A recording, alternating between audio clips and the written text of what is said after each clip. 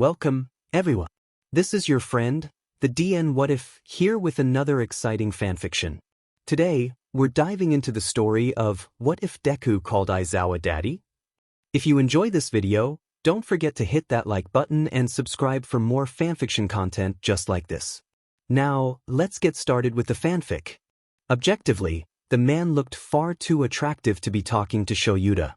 Long, blonde hair framed his face and fell over his shoulders, tucked behind his ears as to not hide the numerous gold and silver piercings he wore. His crop top displayed the top half of an impressive set of abdominal muscles, and there were patchwork tattoos absolutely covering his left arm and the small sliver of collarbone Shoyuta could see. Vibrant green eyes were half hidden behind dark-rimmed glasses, and oh shit, was that a tongue ring? Shoyuta was really glad Izuku was staying the night at Emi's that night for some auntie-nephew bonding, in the woman's own words. But, despite the man's outrageously attractive exterior, it had actually been his laugh that drew Shuta's attention. For most of the night, Shoyuta had been sitting at the bar with his whiskey, sipping slowly as he tried desperately to blend into the wooden countertop. Emi had insisted on him getting out and experiencing life for once. Slipping condoms into his wallet, fortunately out of Izuku's line of sight, she had smacked him on the butt and sent him on his merry way to the nearest gay bar with his 5-year-old on her hip. And really, with that kind of interaction, Shoyuta was deeply regretting leaving his kid with the woman. Who knew what kind of terrible things she was teaching the child? Shoyuta, however, was not a people type of person. In fact, he was horridly introverted. Teaching kids was different. Them, he could scold and de-escalate. But he couldn't offer to de-escalate the redhead that had been staring at him since he arrived, because that would surely have the opposite of intended effects. Being around other adults was difficult. In fact, ever since Inko had passed away, the only adult Shoyuta had spent time around, besides his mother's, was Emi. Even though she graduated a few years behind him, the young woman had started teaching at Ketsubutsu Academy before him. After Inko's demise, and taking in Izuku as his son, Shoyuta needed a job other than his underground hero ing to help support a growing child. Emi had somehow remembered Shoyuta and had offered to help him get a job at Ketsubutsu. After getting his teaching license, it was only a matter of Emi cajoling the principal into giving him a job. Shoyuta hadn't been sure what Emi got from helping him and had even asked her point-blank why she was doing so. "You went to UA," she had said. "I was still in middle school when you went through the sports festival. I watched it every year with my moms. And that year, the year that you participated, I got to see a kid with a weird quirk like mine, considered weak and non-heroic, get into the finals. But I didn't win." "No, you didn't," Emi had smiled softly, so different from her characteristic grin. "But you showed me that all of the kids at my school were wrong. I could do great things, like go to UA or be a hero, even with my weird quirk. Because you could." "I didn't make it into the hero course at UA," Shoyuta had reminded her. "No, but neither did I." Emi's smile had taken a turn to a Cheshire grin. "But we both ended up in the hero course at Ketsubutsu. You were just 2 years ahead of me. But I remembered you, Shoyuta, and what you did for me. So now, let me help you." And damn it, when she put it like that, offering up such an innocent, pure motive, Shoyuta had to. Not that Emi hadn't tried to hit on him later, but he'd quickly told her he didn't play for her team, and Emi quickly started trying to get him partnered up with any and all of their male coworkers. And so, Emi had become Shuta's one and only friend. And, honorarily, Izuku's aunt joke. That being said, Shoyuta didn't have much interaction with other adults outside of work. Okay, he had no interaction with other adults outside of work. Which was why this was so difficult for him. Sitting there at the bar, all alone while others danced and drank and made merry even though it was summer. And then Shoyuta heard him. The gorgeous blonde that he was suddenly buying a drink for, sending it across the bar and drawing the other man's attention. The blonde had laughed. He'd laughed, so loud and boisterous and carefree, and it was so different than Emi's quirked laugh. Hers sounded high-pitched and plastic. Why? But this laugh? This man's laugh, it sounded like sunshine. It was low-toned yet loud, melodic in a way as it reverberated through the bar. The man had been laughing at something a woman dressed in all black leather next to him had said. She was poking fun at another man, dark-haired and blushing, definitely straight, and the blonde was cracking up. Shoyuta had felt a blush rise to his cheeks, and he'd asked the bartender to top off the man's drink. Unfortunately, the blonde had taken it for the come-on that it was not, absolutely wasn't, because Shoyuta can't talk to the hot blonde, and oh god, he was walking Shuta's way and had strode over to Shuta's side, tucking his hair behind his ear and easily drawing Shoyuta into conversation. This guy was hot. And Emmy was right, damn it, she was right way too often. Shoyuta needed human interaction. Maybe he could ask the blonde on a date? Or for his number at least. They could text. Or something. Shoyuta could do this. He could ask the hot, gorgeous, sunshine human next to him for his phone number, and then in a couple of days he'd text the man and see how he was doing. Hey! The blonde leaned across the bar, his breath hot on Shuta's cheek as he whispered in his ear, "You wanna get out of here?" And diamen him. Shoyuta was already a few whiskeys in and couldn't stop himself when he said, "My place isn't far." "Good," the blonde chuckled, "'cause mine is. But I wouldn't mind riding there with you. Or riding you at all." Shuta's alcohol blush deepened, and damn it, his crotch was already stirring. Downing the last of his whiskey for courage, Shoyuta stood and grabbed the blonde's collar before grinning and murmuring, "Good. I'll call a cab." Hizashi hadn't been expecting the bartender to refill his drink. To his own chagrin, he was a bit of a lightweight and exceptionally flirty when drunk, so he tried to cut himself off before Namuri could foist him off on the first attractive drunkard she saw.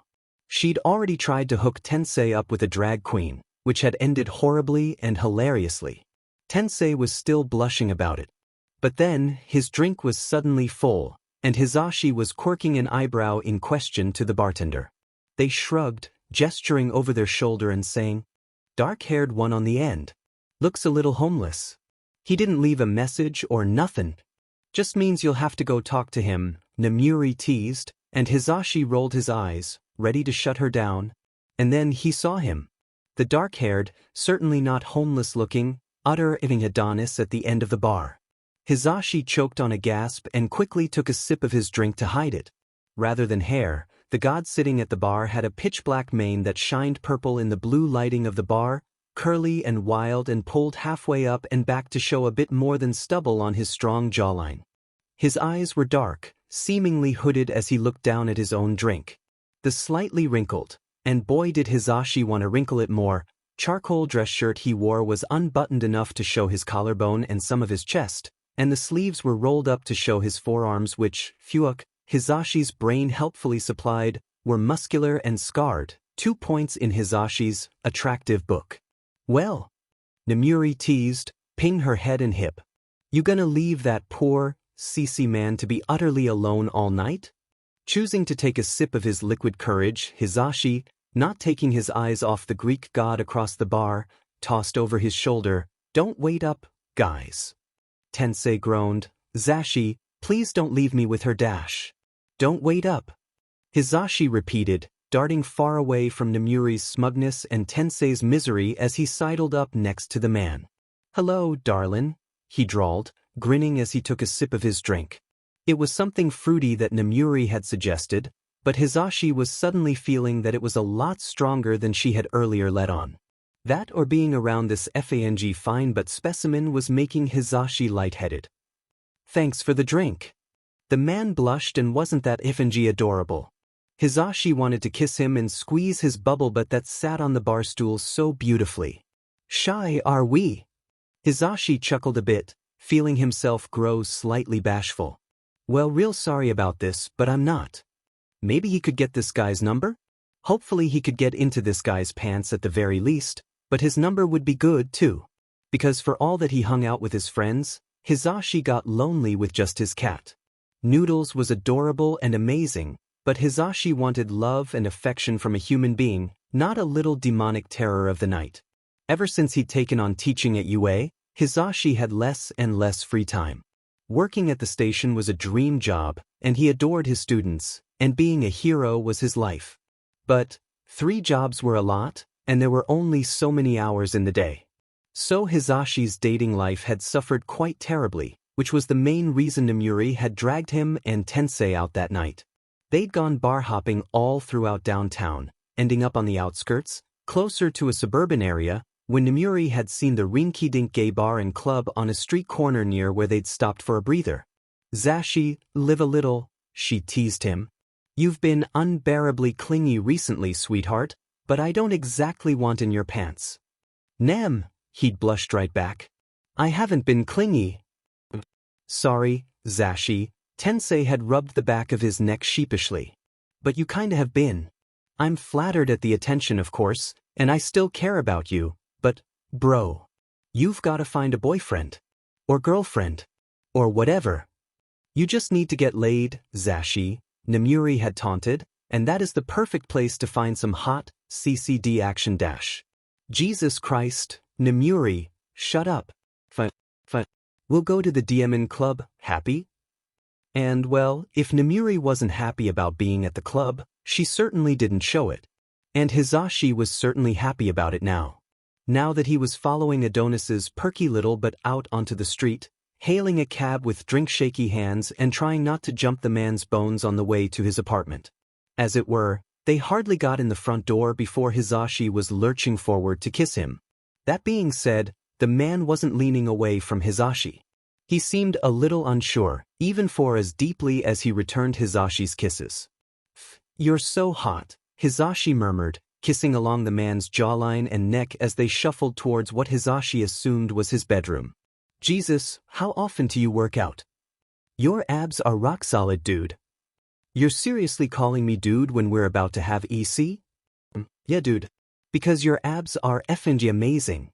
"Well," the man chuckled lowly, his blush rising to his ears, "you can admire them all you want once your clothes are off. Say no more, dude." And really, neither of them said much more that night. When his alarm clock went off, Shoyuta hit snooze. Most of the time, despite being a night owl and despising the rising sun with all of his being, Shoyuta got up on time. He had to get Izuku ready for the day after all, and he was a teacher. He had to be prompt. But Izuku was at Emi's, and Shoyuta was tired and achy and hungover. So, groaning, he smacked at the alarm clock until it shut the hell up. Rolling over, Shoyuta snuggled into the warmth next to him before falling quickly back asleep. Warmth? Eyes snapping open, Shoyuta realized that, in the sleep-addled way he did, he'd suddenly lost hours in what felt like moments between hitting snooze and rolling over into the strong chest of the man he'd brought home last night. Because he could hear the front door opening, could hear Emi's laughter and Izuku's bright giggles, and was it already noon? Yes, it would seem. It was already noon. Because Emi had brought Izuku back home. And there was a naked man in Shuta's bed. "Get up!" Shoyuta hissed, smacking a pillow into the blonde's face. The man sputtered, sitting up slowly and groaning loudly, earning another smack from Shuta's pillow. "Get up!" Shoyuta snapped, earning a groggy blink from the blonde. The man frowned at Shoyuta for a moment before reaching over to the nightstand and grabbing a set of hearing aids. And wow, Shoyuta must have been out of it last night to have not noticed the man taking them out. Then again, he'd been a little bit drunk and a lot bit tired, exhausted and sore from the numerous rounds and positions this attractive, skillful blonde had put him through. He'd certainly been exhausted enough to forget about his effing kid. Or at least, forget about what time his kid was coming home. And then sleep long enough to not be able to kick out his one-night stand. Emi was never going to let him live. This down. When the blonde had his hearing aids on, Shoyuta hissed out, "Get dressed. And be quiet. You can go out through the window dash." "The window? Dude, you're on the 3rd floor. Shut up or they'll hear you dash." But the damage was already done. A young, confused voice called out, "Daddy?" And Shoyuta cursed with the fury of 1,000 suns. Because this attractive blonde for making him look like a terrible father. "Daddy?" the blonde asked, looking utterly gobsmacked. "Do you have a effing kid in here?" "He wasn't here last night, idiot," Shoyuta snapped, dragging himself from the bed and pulling on the clothes nearest to him. Picking up the man's crop top from the night before, Shoyuta pegged it as hard as he could at the blonde's head. "Get dressed, dumbass." As humiliating as it was fortunate that Emi had heard their arguing coming from the bedroom, because she managed to keep Izuku occupied long enough for the two men to get dressed. And it was fortunate that they both had long hair, because between the two of them, there was a total of about 10 visible hickeys. "Are you married?" The man snapped at Shoyuta while trying his best to pull his hair over his collarbone. "Are you effing kidding me?" "I'm not married, you assuming jackass," Shoyuta snarked right back. "Not everyone who has kids is married. And I'm not some cheating effing a hole dash." "No, just a effing a hole then," the blonde offered back in too chipper a joking voice. Shoyuta leveled the same glare at the man that he did with misbehaving students, but the blonde merely rolled his eyes. "Can't scare me, Adonis." "Adonis? Is that better or worse than dude?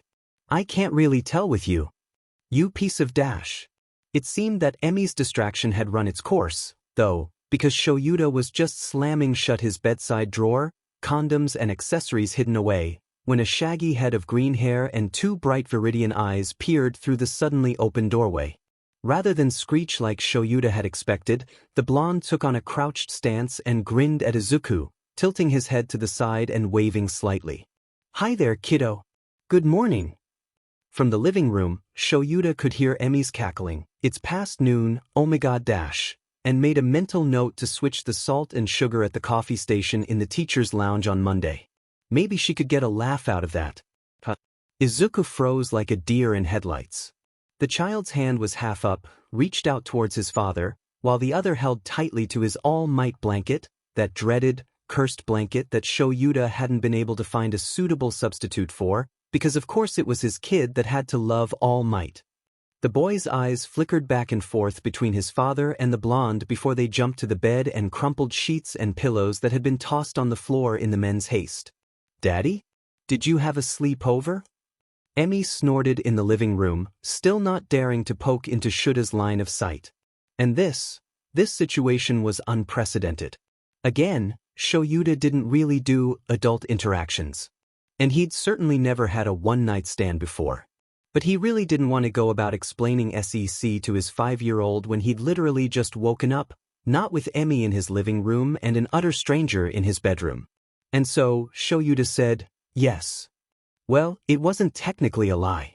The blonde had slept over, after all. "Daddy, you had a sleepover with Present Mike.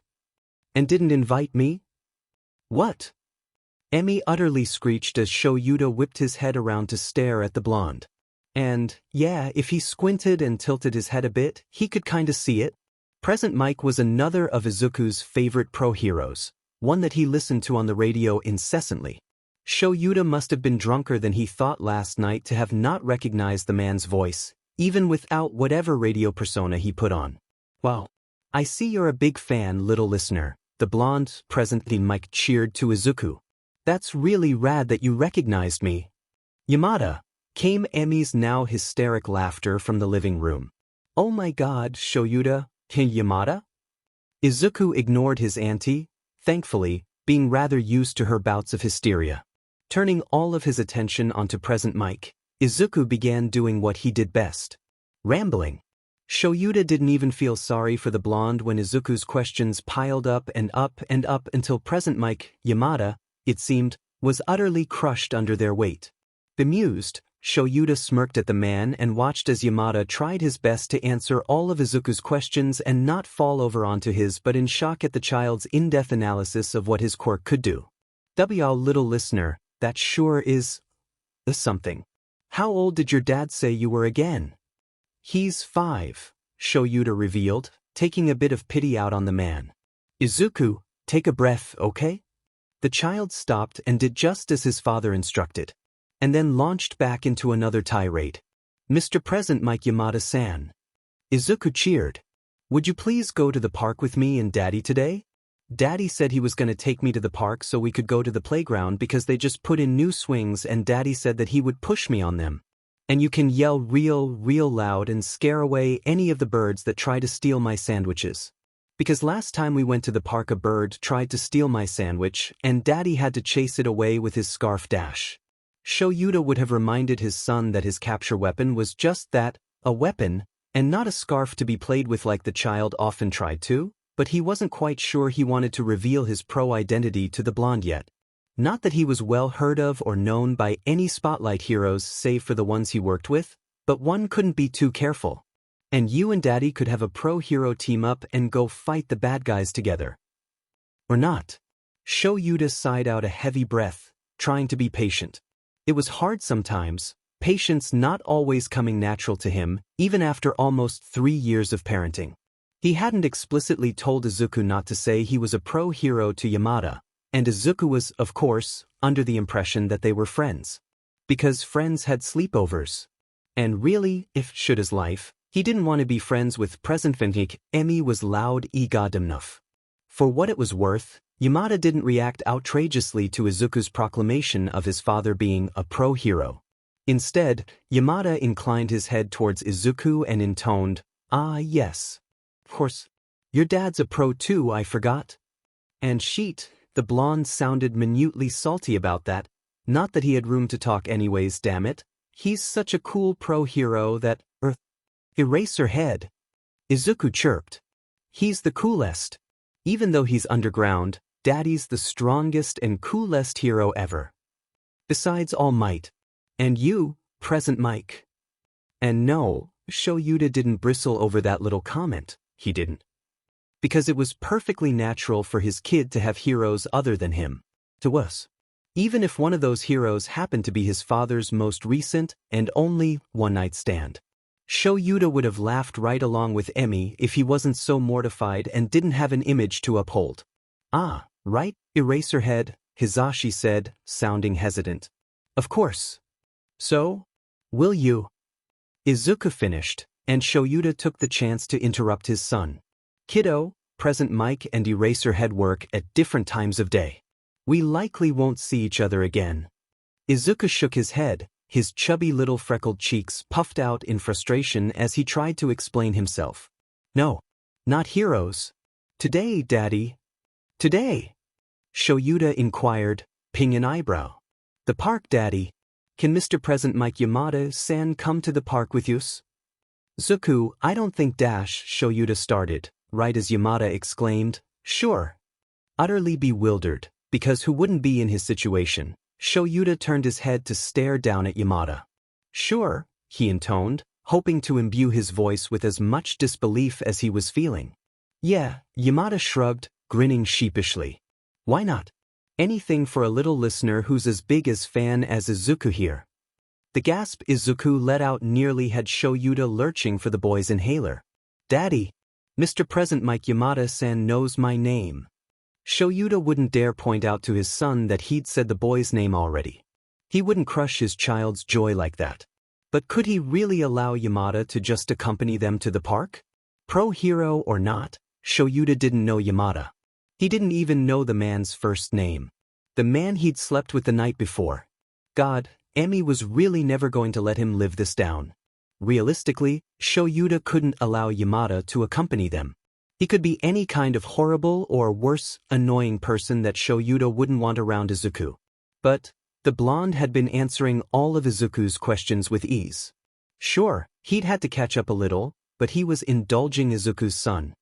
It was honestly kind of a turn-on. And so, with a heavy sigh, he turned to face Yamada fully. Well, Mr. Present Mike Yamada-san, Shoyuta couldn't help but tease, let's get going.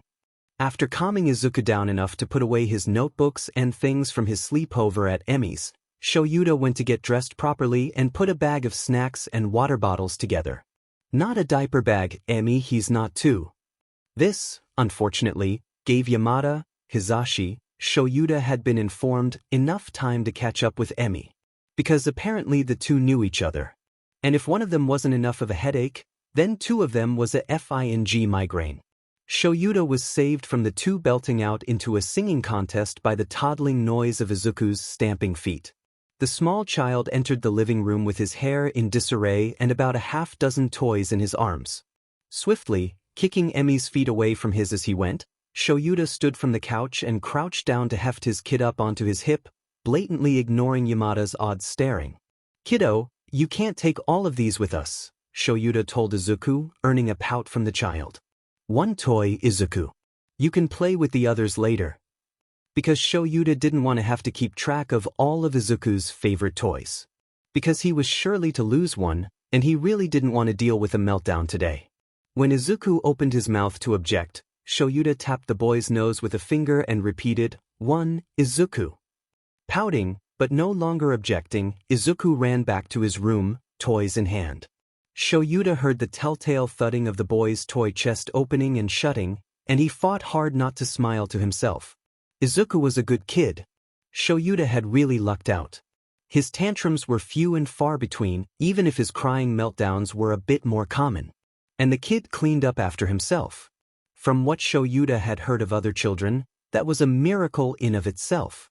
Emi and Yamada were ramping up once more, and Shoyuta fought the urge to flare his quirk at the two and yell for them to shut up.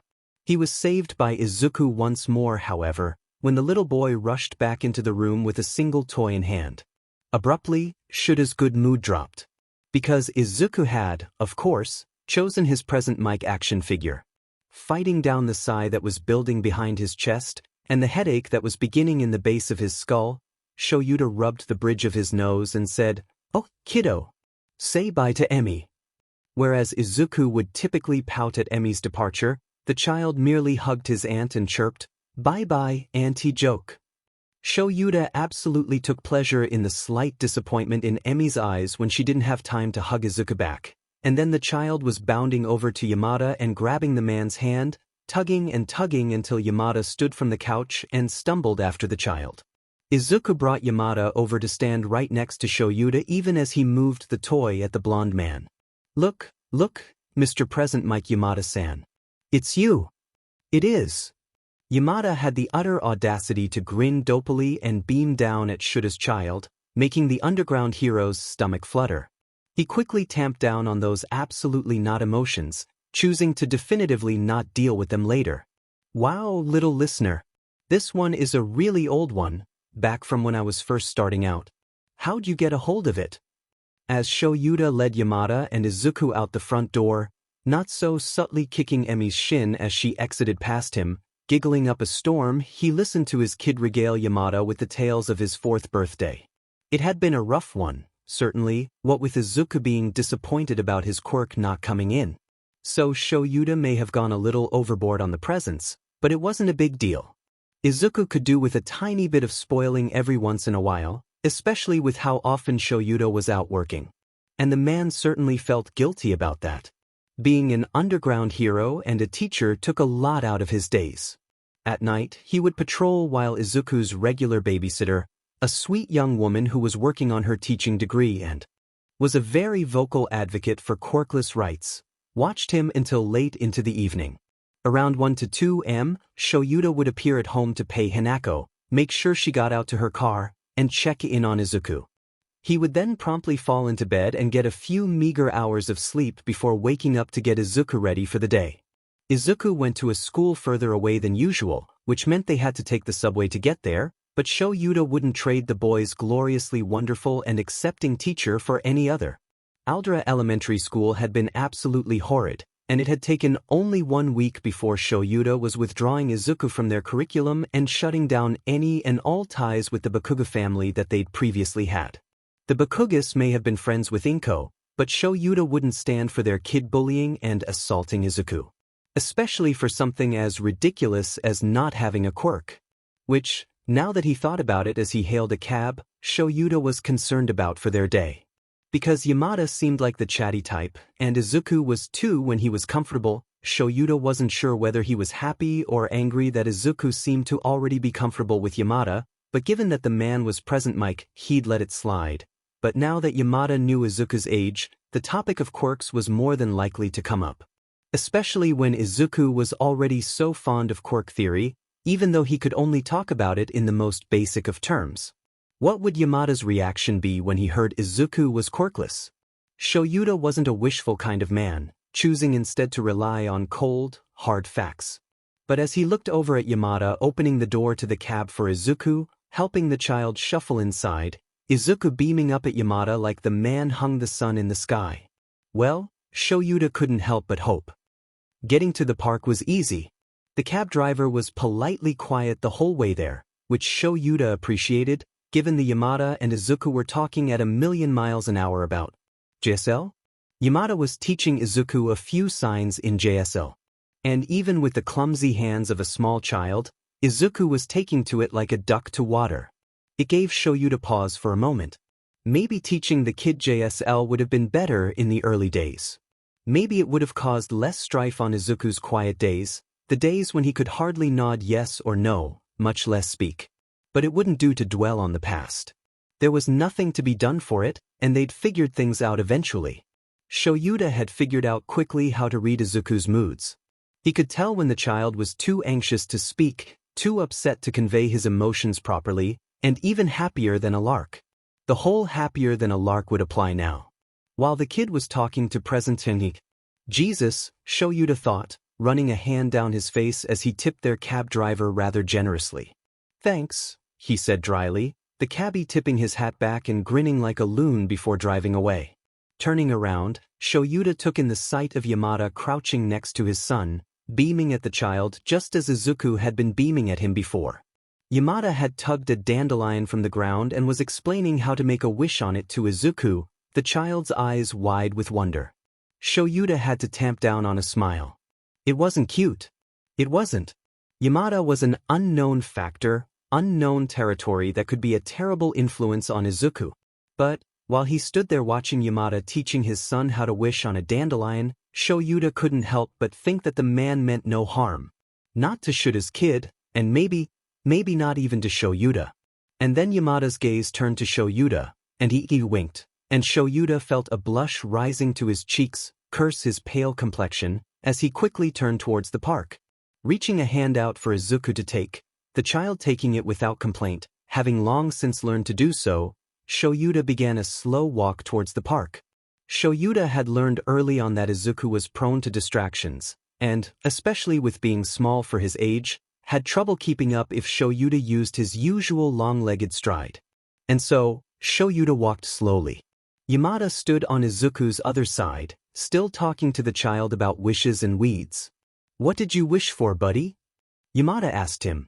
Shoyuta tensed up, not knowing what to expect from his child.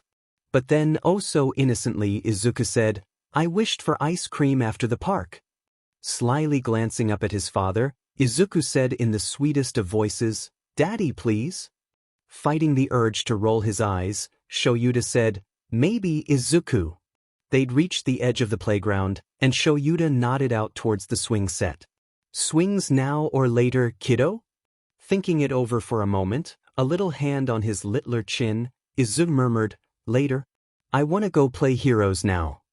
"Then go play heroes," Shoyuta told his kid, nudging Izuku towards the grassy area next to the playground. "Yamada-san can come play too?" Izuku asked the hero, who beamed down at Izuku.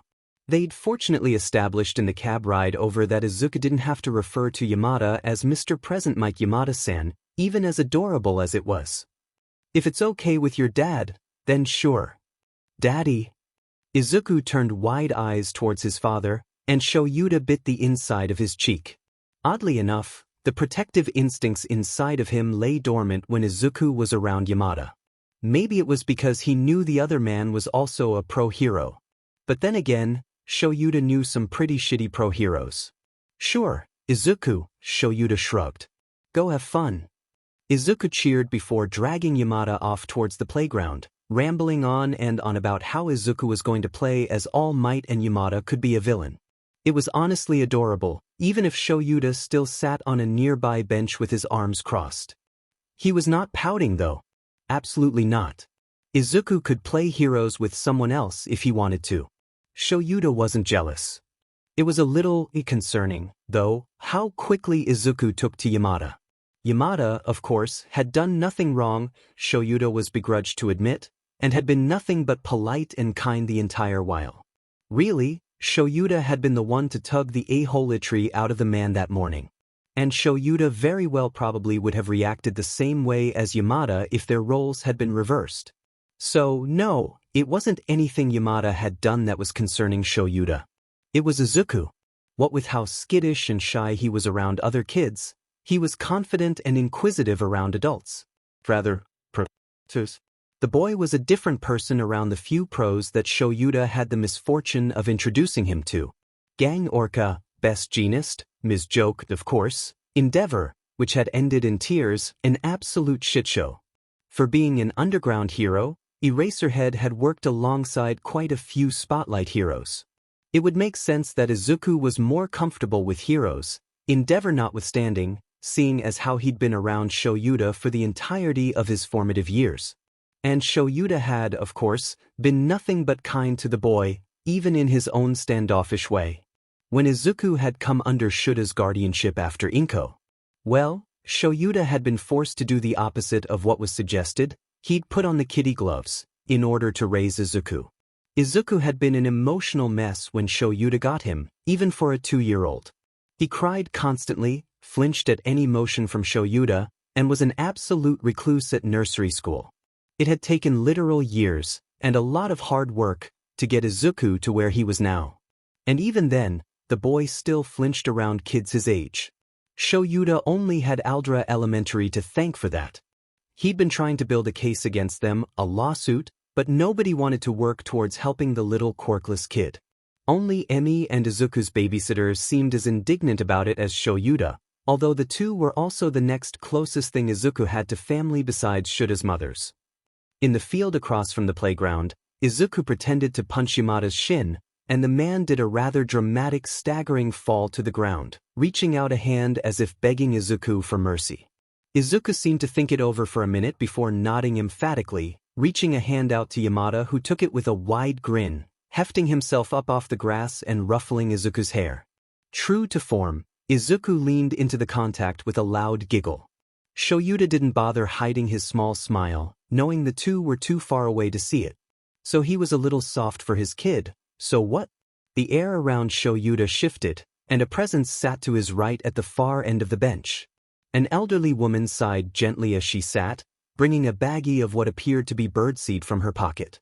She turned and scattered the seed behind the bench, and Shoyuta surreptitiously slid a bit further to the left, his smile fading in the presence of a stranger. Satisfied with her work, the woman turned back around and tapped her walking cane against the ground, smiling as she stared out over the field with glass-colored eyes. Her gaze turned toward Shoyuta, then out to where his line of sight was, at Izuku and Yamada. "Are those two yours?" she asked him, her voice weathered and gentle. "The boy's hair looks much like yours, I dare say." Izuku wasn't biologically Shuta's, but the man really didn't want to get in on that sort of conversation with a stranger. Instead, he grunted out, "The boy's mine." The man, "Not so much." It was at that very moment that Yamada leaned down to heft Izuku up, raising the child above his head in an only slightly impressive display of strength that had Shoyuta near blushing. Yamada whirled Izuku around, seemingly singing something to the child as Izuku's whole body was racked with giggles. Eventually, the giggling was shaking Izuku too much to where Yamada had to set him down on the grass. Immediately, the boy flopped backwards onto his back, panting for air. Yamada laid down about a yard away from him, pointing up at the sky and making the JSL sign for bunny. "Well," the old woman said with a low chuckle, "I dare say he gets along quite fine with your child. Perhaps making him yours would be best, before someone else snatches him up." "A young man?" Before Shoyuta could stop blushing and blue-screening, the woman stood and left. Ping an eyebrow at the odd interaction, Shoyuta watched her walk away until she got to the edge of the park, getting on a bus and riding away. "Odd," he murmured to himself. But then two tiny hands were suddenly on his knees, and Shuta's attention was turned to his son's wide-eyed gaze. "Daddy, swings now?" Shoyuta frowned slightly and replied, "Swings now?" And Izuku rolled his eyes. Shoyuta knew that the action came from himself, a learned behavior, but he was choosing to blame Emi. "Swings now, please?" "Yes, Izuku, we can go to the swings." Shoyuta had thought that pushing Izuku on the swings in the presence of Yamada would be an awkward affair. However, it was anything but. Yamada took the empty swing next to Izuku, lightly kicking himself forward and back as he continued to engage Izuku in conversation. Yamada even put forth the effort to try and engage Shoyuta as well, and Shuta's one-word and grunted answers did nothing to deter the man in his questioning. The only person near his age to have ever treated Shoyuta like anything other than a chore or a bother was Emi. The man had to admit, he was a lot, of a recluse and a loner when he didn't have about 4.5 whiskeys in him. Antisocial would only be touching the tip of the iceberg in describing Shoyuta. And yet, Yamada tried. And more than tried, he seemed happy to try. With a carefree grin and a laugh, Yamada spoke to Shoyuta and spoke to Shuta's kid like he'd known them for years, not hours. He talked everything and anything under the sun with Izuku, listening to the kid spout random facts. Mr. Yamada, did you know that butterflies come from cocoons? They sleep for a long time and then pop out all pretty. And middle school level quirk assessments. It was all so domestic, which should have been much weirder than it actually was. Shoyuta found himself comfortable in Yamada's presence. Yeah, quite odd indeed. Aizawa was definitely the stoic, brooding type. It wasn't the type that Hizashi typically went for. He'd had a short stint of dating Fukukado, actually, before the two realized they were better off just as friends. But that was Hizashi's type, bubbly, friendly, extroverted. Aizawa seemed to be the exact opposite of everything Hizashi had always qualified as his type. But maybe he could branch out a bit. And then, watching Aizawa's small, gentle smile as he pushed his son on the swing set, Hizashi's heart twanged and he thought, oh, yeah, he could definitely stand to branch out a bit. But would Aizawa be okay with casual dating? He'd been okay with a one-night stand, it seemed, but something told Hizashi that it was uncharacteristic of the man.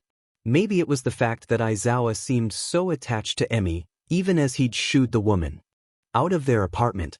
Maybe it was the way he'd snuggled up to Hizashi all morning, even as he treated him with distaste, at the least, once Izuku had arrived home. Maybe Hizashi was just empty, eluding himself into thinking that he could make something work with a single dad who seemed to hate his guts. Because Aizawa had yet to do anything but glare at Hizashi while all of his tenderness was focused on Izuku. Right up until that moment that Hizashi had caught Aizawa staring at him and Izuku, crouched on the ground with a dandelion between them. Hizashi had seen the weeds and gotten the idea, eagerly instructing Izuku like the child was one of his students. And Izuku was a brilliant child. The way he spoke about all of the random tidbits of knowledge he had and the way he'd immediately taken to Hizashi's mini JSL lesson had spoken volumes. Izuku was a brilliant, bright child.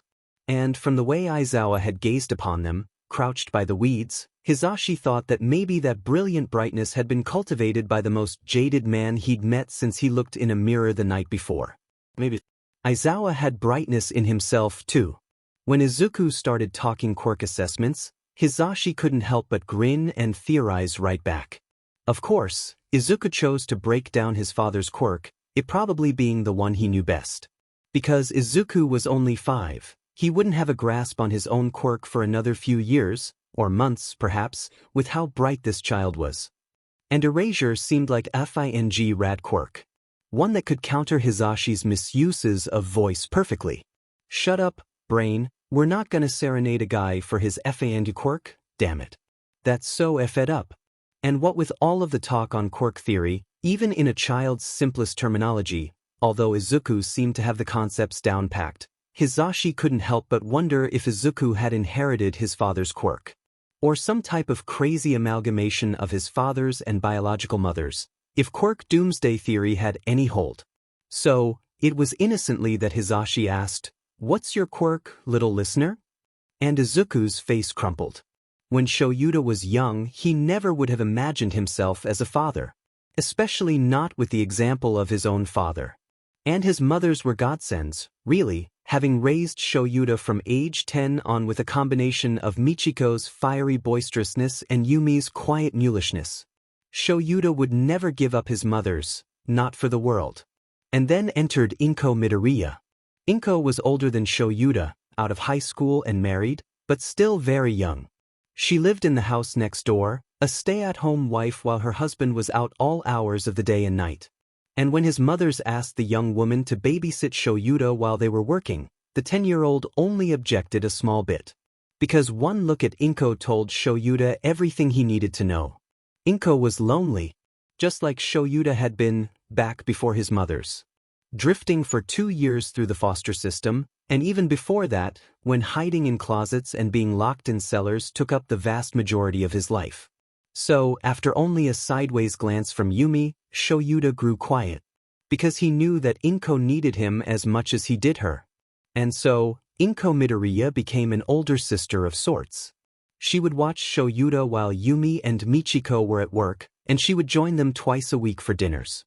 That twice a week drifted down to once a week after Inko got her evening job, of course, but she always continued to make time for Shoyuta and the Aizawas. Inko was there when Shoyuta entered high school, consoling him when he didn't pass UA's hero entrance exam with ice cream and a Studio Ghibli movie marathon. Then again, she comforted him when he was denied entry to the hero program through the sports festival, his second place win not being enough to convince the school board a child with a villainous quirk could be a hero. And once more, Inko was there to celebrate with them when Shoyuta transferred over to Ketsubutsu, acing the hero exam with flying colors. And then Inko became PRDNT. It happened when Shoyuta was in his last year of high school, far too old for a babysitter but unwilling to pull away from his big sister. Inko came over one night, happy tears in her eyes, and handed over a small black and white photograph. "You see, Shosho," she teased him, sniffling and giggling. "You're going to be an uncle." Shoyuta decided then and there that he would be the best uncle. He stated as much to Inko, who giggled again and ran a hand through his hair, long enough now to pull into a low bun and subsequently be mussed up by Inko's gentle hands. It typically irritated Shoyuta to no ends, but he relented that night, too in bliss by osmosis of Inko's own joy. Yumi and Michiko spoiled Inko, of course, but Shoyuta spent nearly every penny of his allowance on gifts for the baby and for Inko. He bought Inko lotions and bath salts to help with her aches and pains, and he bought plushie, after teething ring, after blanket, after everything and anything for the baby. And when Inko found out it was a boy, the Aizawas threw her an entire party, even inviting Inko's friend Mitsuki and her husband Masu, their newborn baby of their own, Ketsukito. It had been a good night, Shoyuta remembered, full of joy and laughter. It was one of Shuta's best memories of Inko, one of the people he was most fond of in life. And when Izuku Midoriya was born, small and underweight, but ultimately healthy, Shoyuta found a new tiny being to be fond of. Izuku was adorable, all pink skin, button nose, and 20 tiny fingers and toes. Shoyuta hardly ever put him down. Even when Shoyuta graduated high school and moved away to go to university, he would return home every weekend to visit his mother's, Inko, and, most importantly, now, Izuku. Even for all that he was still small, Izuku grew like a weed. Before Shoyuta knew it, the freckled baby was crawling and babbling and driving Inko crazy. On top of being cute, Izuku was so incredibly bright. The baby was always laughing, always smiling, always being cheery and treating his Uncle Sho to a gummy grin. It made Shoyuta slowly, gradually, begin to reconsider his swearing off children. It was when Izuku was about a year old that Inko began to grow quieter. She withdrew, only a little at first, pushing their weekly dinners to every other week. And then once a month. And then none at all. Despite this, Inko would never begrudge Shoyuta of his time with Izuku. Dutifully, every weekend, Inko would drop Izuku off with his uncle and honorary grandmothers, returning to her house to have some quality time with her husband. Shoyuta often wondered, if Izuku hadn't been in his life, if school hadn't been distracting him, would things have turned out different? Would Shoyuta still be Izuku's dear uncle, and not his beloved father? Would Inko still be alive? Because it was during one of those weekends Shoyuta was visiting and watching Izuku that the Midoriya house was set ablaze. Upon the first scent of smoke and the sound of the fire alarm going off next door, Shoyuta was handing Izuku off to his mother's, the baby beginning to whine at Shuta's sudden disappearance. Out the door the hero rushed, grasping his capture scarf as he entered the cracked door of the neighboring house. The flames were already consuming the kitchen and living area and were creeping up the steps. The steps that Shoyuta rushed up, entering the master bedroom without pause. Inko's body was lying on the ground, the carpet around her untouched by flames. And yet she was shriveled up and blackened, burnt to an utter crisp. The smell of burnt flesh had made Shoyuta and he threw up on his own feet when everything hit him. Hisashi Midoriya had a fire quirk, and he was nowhere to be seen. The police and emergency services had arrived shortly thereafter, and the Aizawa house was hardly even touched by the flames. The Midoriya house, however, was burnt to the ground. The fire starting at the base of the house had caused it to collapse, and Shoyuta had barely escaped with his life. He hadn't been able to touch Inko's body, much less carry it outside. She didn't even get a proper burial, and it was Hisashi Midoriya's fault. For a long time, Shoyuta was angry, downright furious. He poured everything he had into finding Hisashi Midoriya and putting him behind bars, but even succeeding in that hadn't been enough. He ripped into villains like a madman, putting them in hospitals rather than prisons. Tsukachi, a recent somewhat friend of his, had tried to talk him down. But ultimately, it was his mother's that got to him. What do you think this will do to Izuku in the long run? Michiko had been uncharacteristically quiet. You know that we love Izuku and we love fostering him, but Inko's will requested that you raise him. We're old, Shoyuta. Yumi had spoken softer to her son, but with no less severity. We're old, and Izuku needs someone he can count on. Someone he can count on to come home to him after a long patrol. Can you be the one that offers that to him, or will you lose him forever? In the end, there was no question about it. Shoyuta would rather die than lose Izuku. Or rather, Shoyuta would live for Izuku. And so, he became a father. Shoyuta settled down as much as one could settle with a newly turned 2-year-old, and finished getting his degree in law and ethics. He grew closer to Emi Fukukado, growing a friendship with her and a relationship reminiscent of his with Inko. Emi was a little sister to Shoyuta, and a wonderful anti-joke to Izuku. And then, when Izuku turned 4, he was diagnosed as quirkless. Shoyuta hated that word. Diagnosed. Not quirkless. No, there was nothing wrong with being quirkless. Shoyuta fought quirkless himself, relying on his strength in hand-to-hand combat rather than a flashy quirk. But calling Izuku's quirklessness diagnosable was abhorrent. There was nothing inherently wrong with Shuta's son just because he didn't have a goddamn quirk. But other people didn't see it that way. God, how Shoyuta had been blind to quirkless discrimination and hatred before he'd had a quirkless son. But now, Shoyuta would no longer be blind. He raised Izuku the best he could, cutting ties with the Bakugas when Katsuki became utterly violent against Izuku.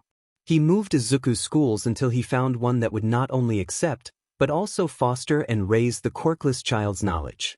Yes, Shoyuta wanted to see his son grow.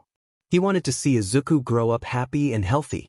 And now, watching Izuku's face crumple at Yamada's question, Shoyuta wondered if he'd really saved his son from a painful life. If he had done enough to help save Izuku from the pain and the discrimination and the horridness of other people. If he'd done good enough to help the most important person in his life. Shoyuta could only hope. As soon as the words left Hisashi's mouth, he wished he could take them back. Because Izuku looked absolutely crushed, and Hisashi was immediately reminded that the world was a cruel, cruel place. He himself was a product of it, after all. From birth, he'd had his quirk. It had deafened his parents, the doctor, and himself upon first cry, earning him a place in an orphanage very, very young. Much of Hisashi's childhood was repressed, and he absolutely didn't remember anything before his first 5 years of life, which was probably for the best. He was honestly surprised he was still alive with what happened in the following years, but there were a few things that stuck out to him. Being swatted with yardsticks by his teacher in class when his voice rose too loud. Being made fun of by the other kids for being too much and yet not enough. Being told he'd never be adopted if he couldn't keep his mouth shut. Being muzzled and locked in a cellar for days on end.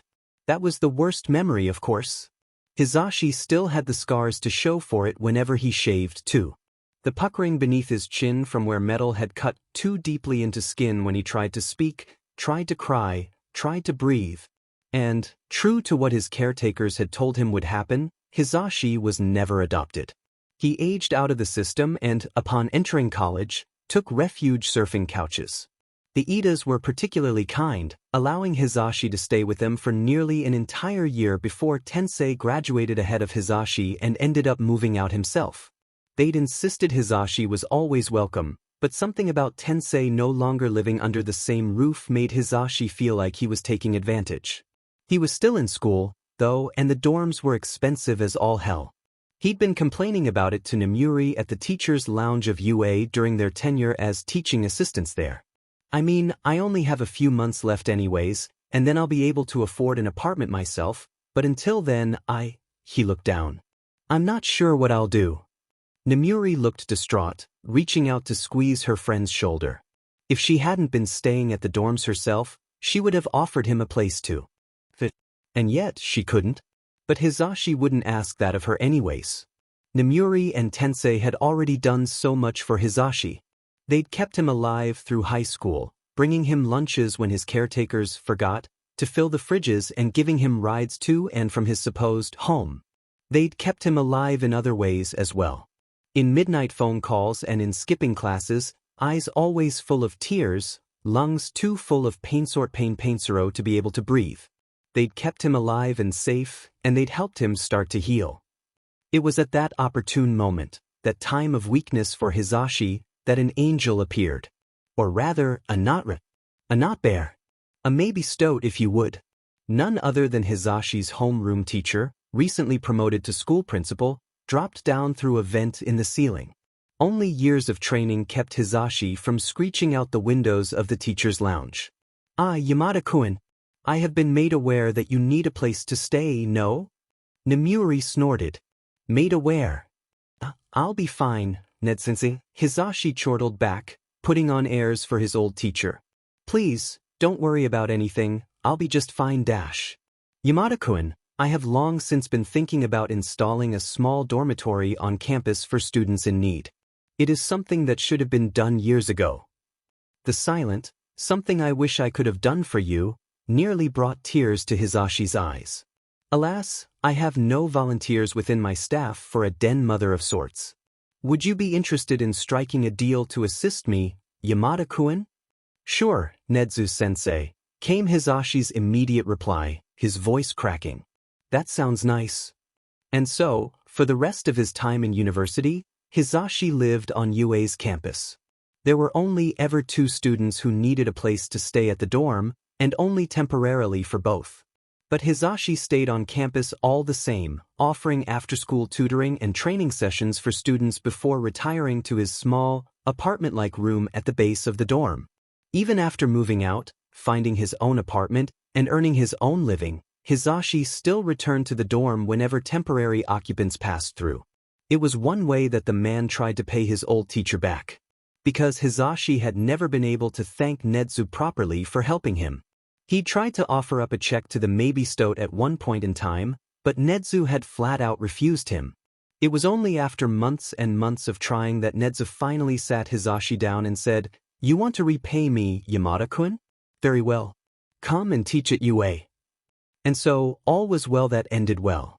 Hizashi had a job and a home and a family with Tensei, Namuri, the UA staff, and Nedzu. It was more than he could have asked for. So yes, Hizashi knew of the world's cruelty. But he also knew of the world's light. The sunshine and the happiness and the laughter.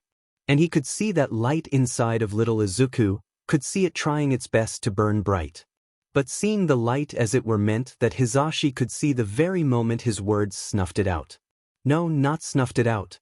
The light was still there, just dimmed. Hidden behind protective hands, hands that were trying to keep it from dying. Izuku was shielding his light, and Hizashi had a duty to the boy. A duty brought on by being the one to put up that wall. A duty brought on by being a teacher and a mentor. A duty brought on because he was here. He was here and in the presence of such a bright, luminescent child, who just needed a little push.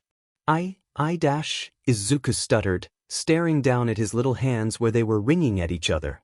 Aizawa's own hand snuck forward, allowing itself to be used as a fidget for the child's nervousness.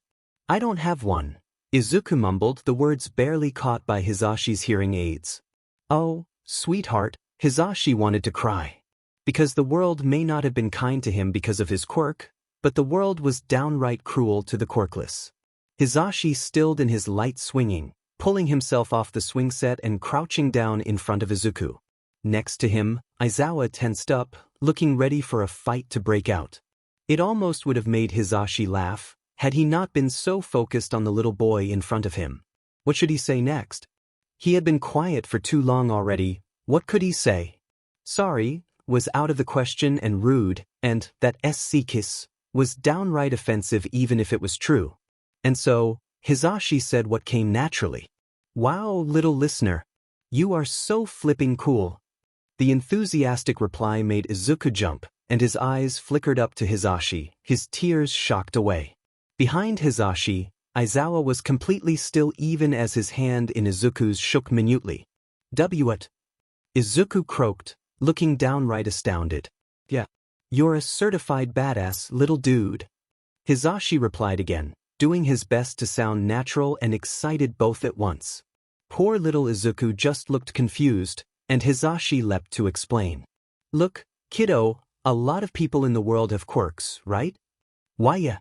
So, statistically speaking, not having a quirk is rarer. Right? Slowly, still not following Hisashi's logic, Izuku nodded. Okay.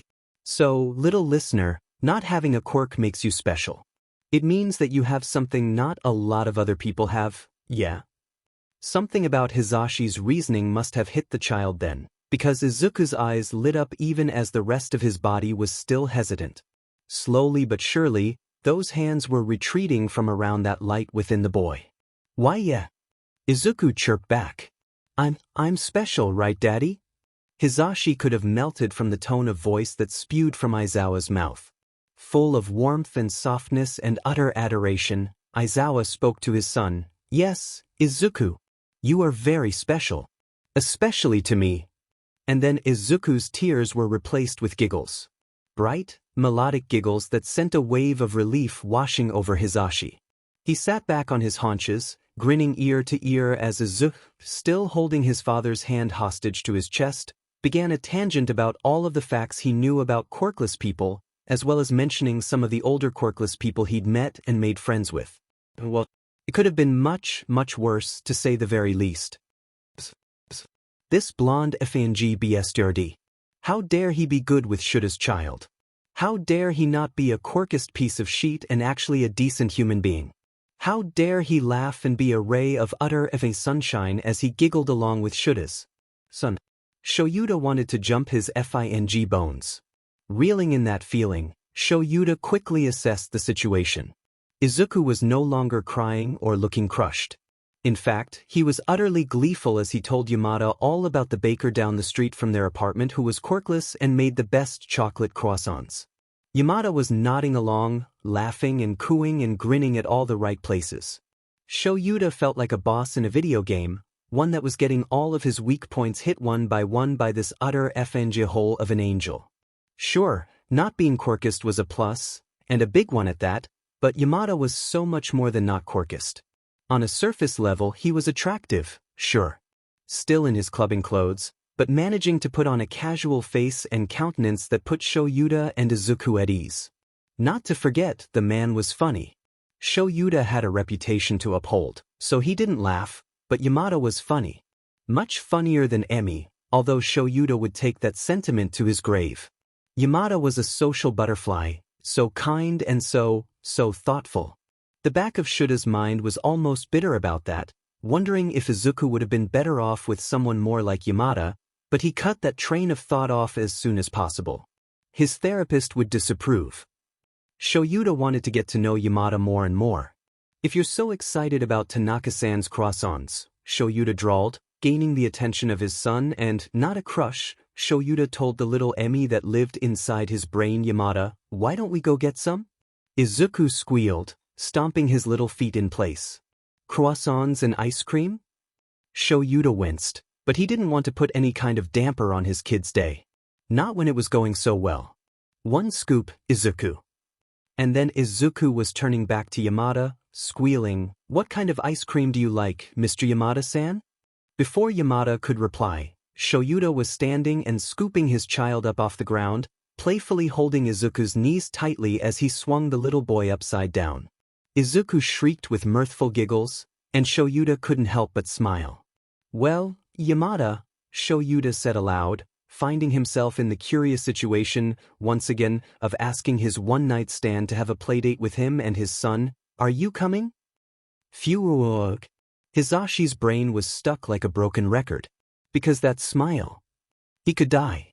He could die happy right here and now, because even if Izuku's giggles were cute, they tied right up there with Aizawa's gentle little smile as he played with his son. Swinging Izuku upside down, Aizawa tickled the boy's stomach as his shirt rode down, and Izuku shrieked at a volume that could put Hisashi to shame. But then Aizawa was turning to him, asking him if he was coming with them to get ice cream and croissants. How could Hisashi say anything but a loud and enthusiastic, "Of course"? Aizawa's smile briefly widened before he was turning around, swinging Izuku to sit up on his hip. NF-. Hisashi was so screwed.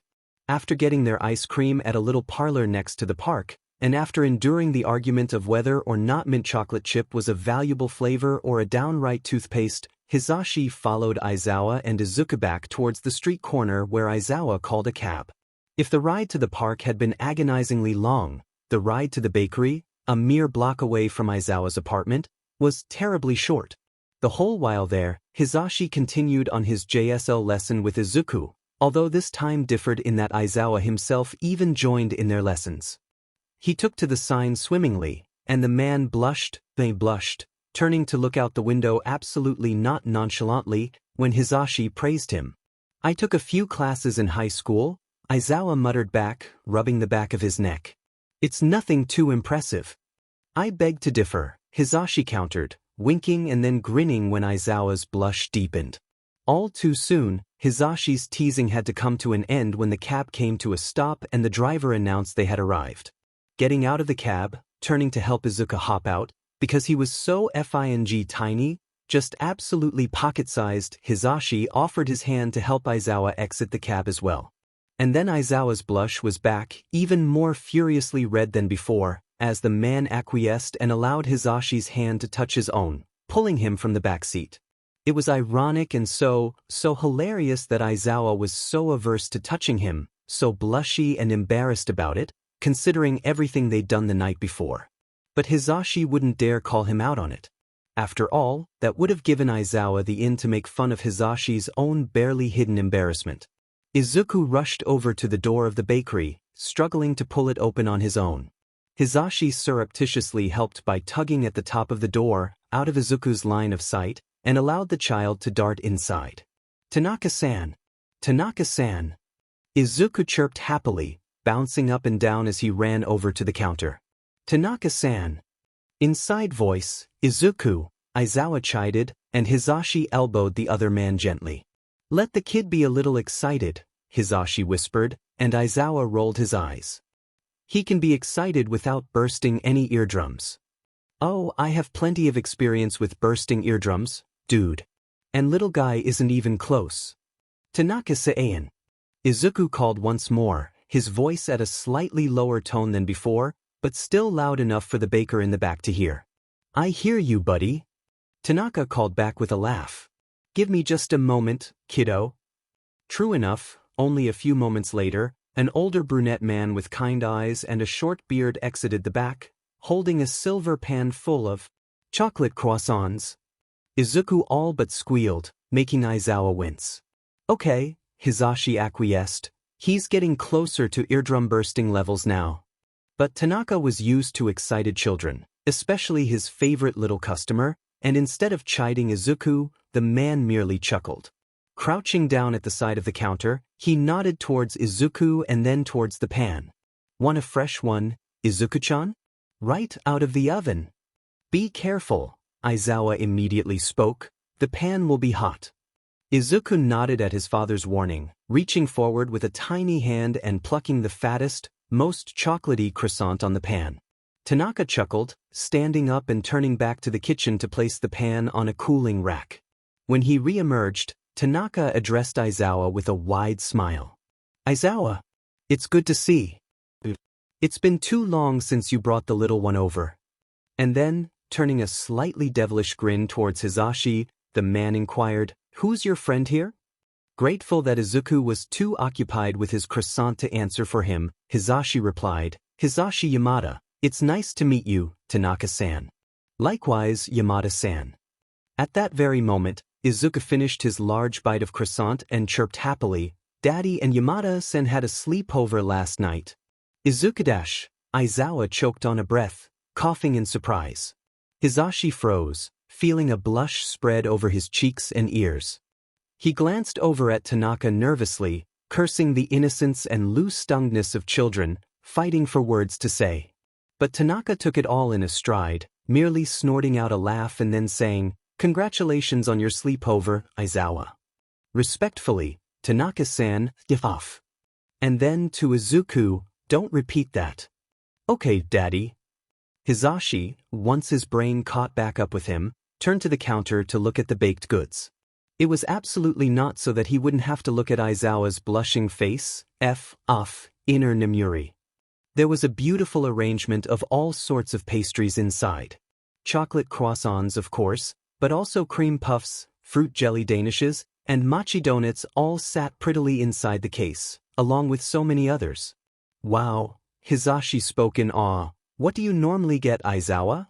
Shrugging, hands shoved in his pockets, Aizawa replied, Whatever Izuku and Tanaka suggest. Well then, Hizashi exclaimed, turning towards Izuku, who, despite his large bites, was hardly a fifth done with his croissant. What do you suggest, little listener? Pursing his lips in thought, Izuku pressed his nose up to the pastry case, making Aizawa wince, and observed all of the baked goods available. After a few moments, the child leaned back and nodded firmly, addressing Tanaka with a loud, Sakura Mochi Donut. Sakura Mochi Donut it is, kiddo. Tanaka exclaimed right back, reaching down to grab one for Hizashi. And for your father? After repeating the previous exchange, Aizawa was left with a milk tea bun. When Aizawa reached down for his wallet, Hizashi stopped him. I've got it.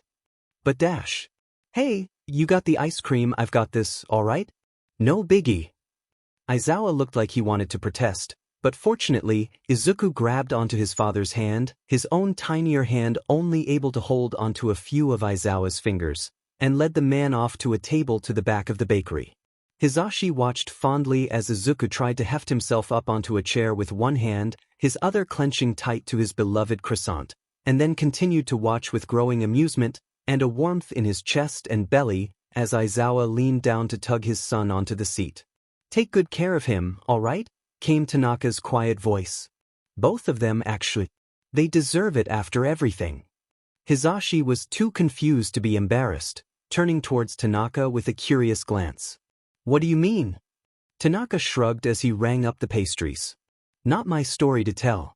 Just know this, Yamada-san. Tanaka's voice trailed off, and he looked up at Hizashi, studying his face as though Hizashi were a rather intricate painting or a map to be deciphered. Their little family has been through rough times.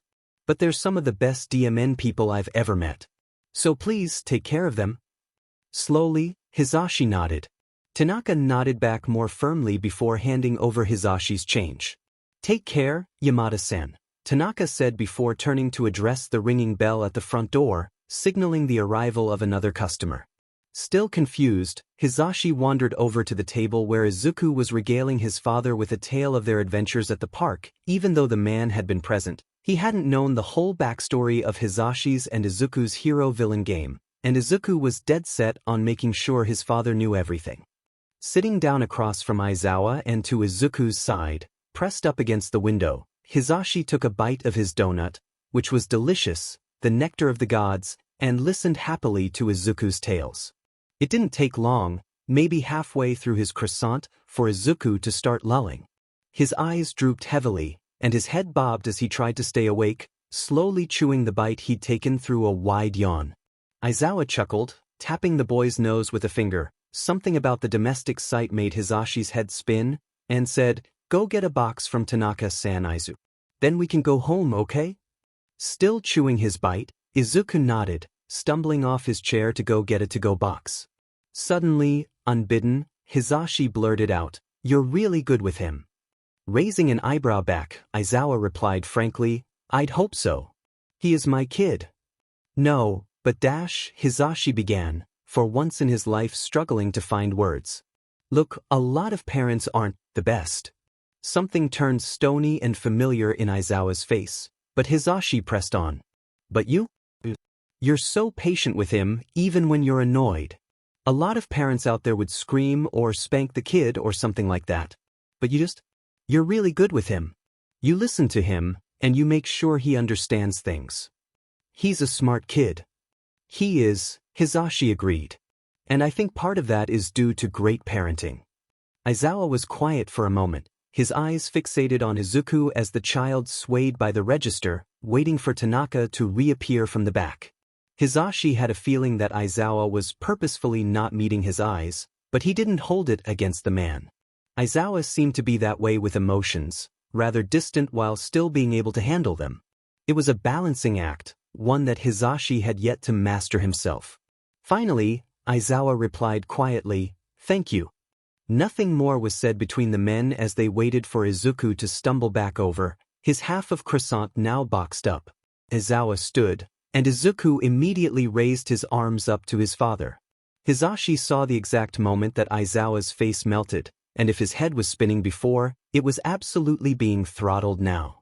Because Aizawa was crouching down to lift Izuku up into his arms, perching the child on his hip as Izuku nuzzled his face into the man's shoulder. Hisashi leaned forward to take Izuku's box, patting the child's hand that was wrapped tightly around the collar of his father's shirt. "I think it's nap time," Hisashi chuckled, and Aizawa nodded back with a small smile.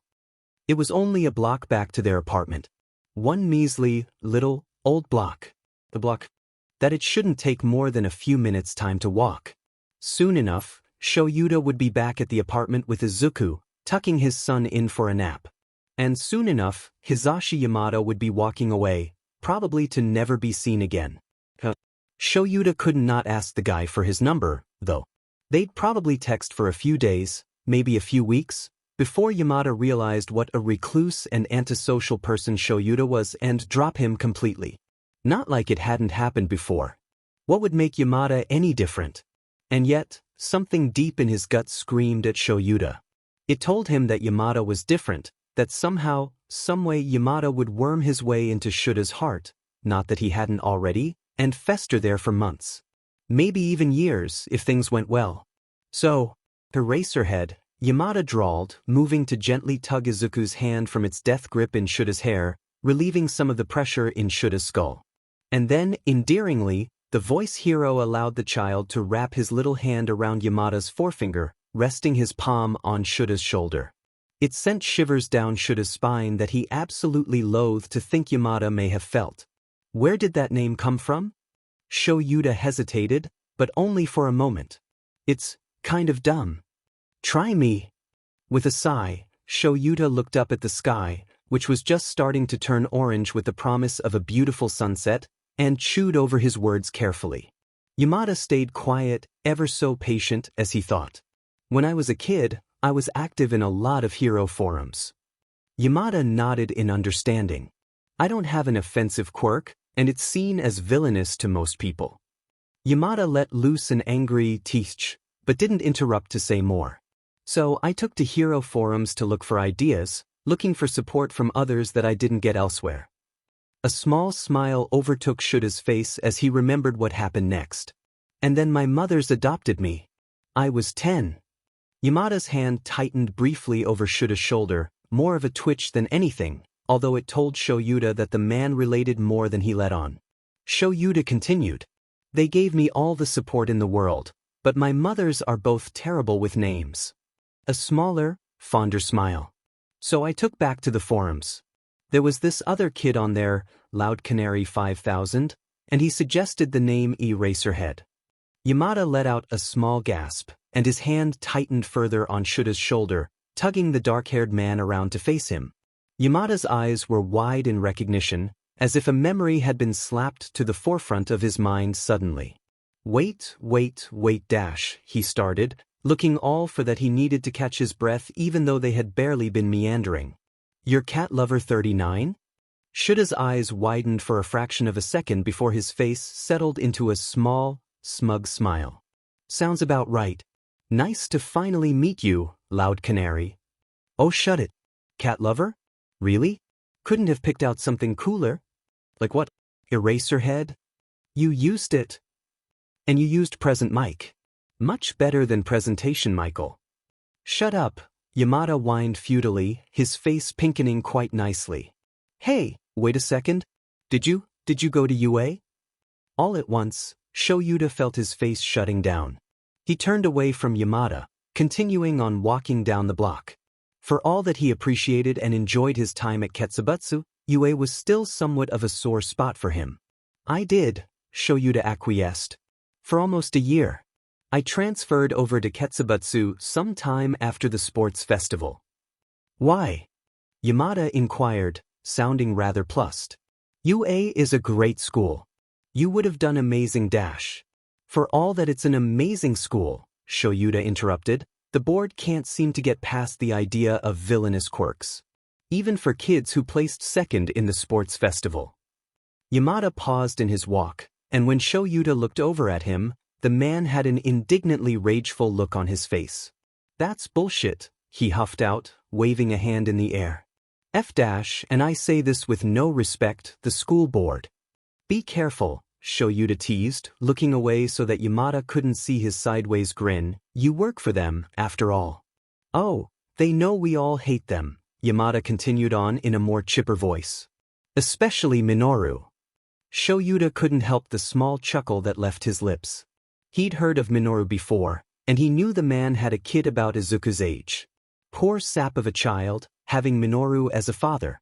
It's nice, Shoyuta cleared his throat, feeling suddenly embarrassed, to finally meet you.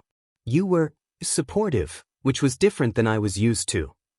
Aizawa, Yamada started softly.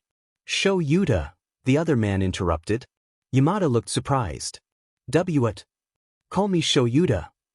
Yamada's face absolutely melted, and he reached his free hand out to squeeze Shuta's own.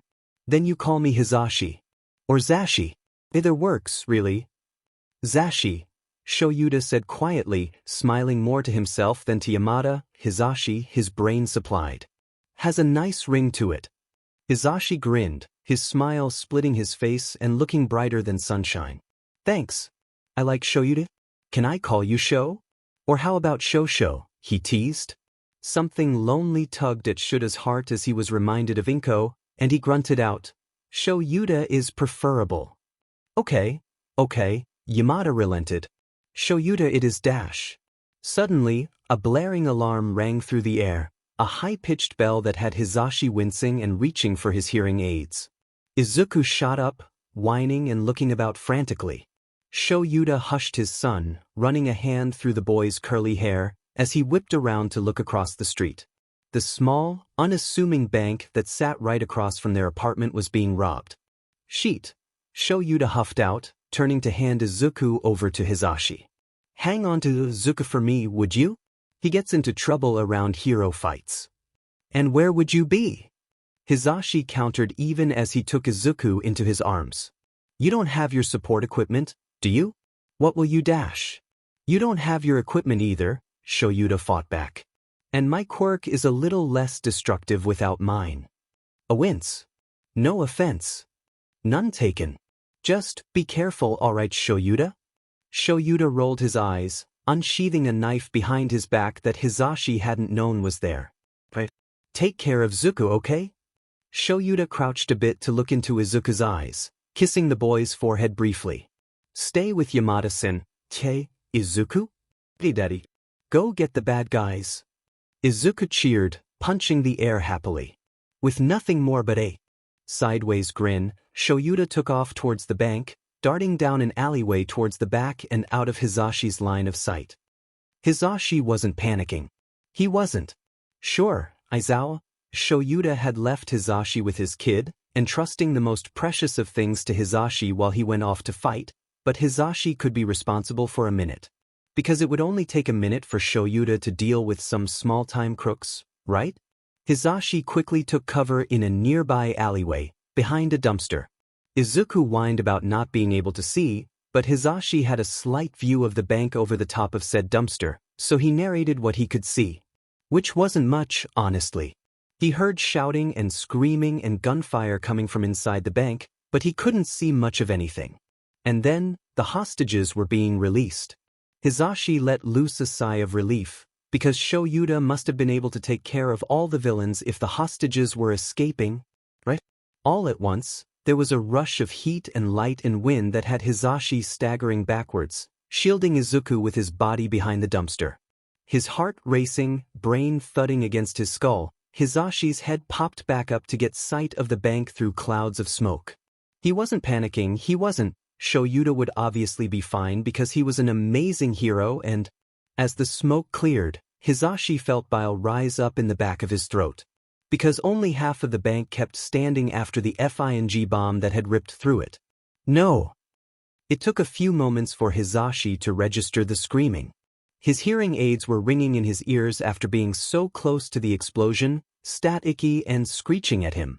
Quickly, he turned them off even as he moved to crane his neck down at Izuku.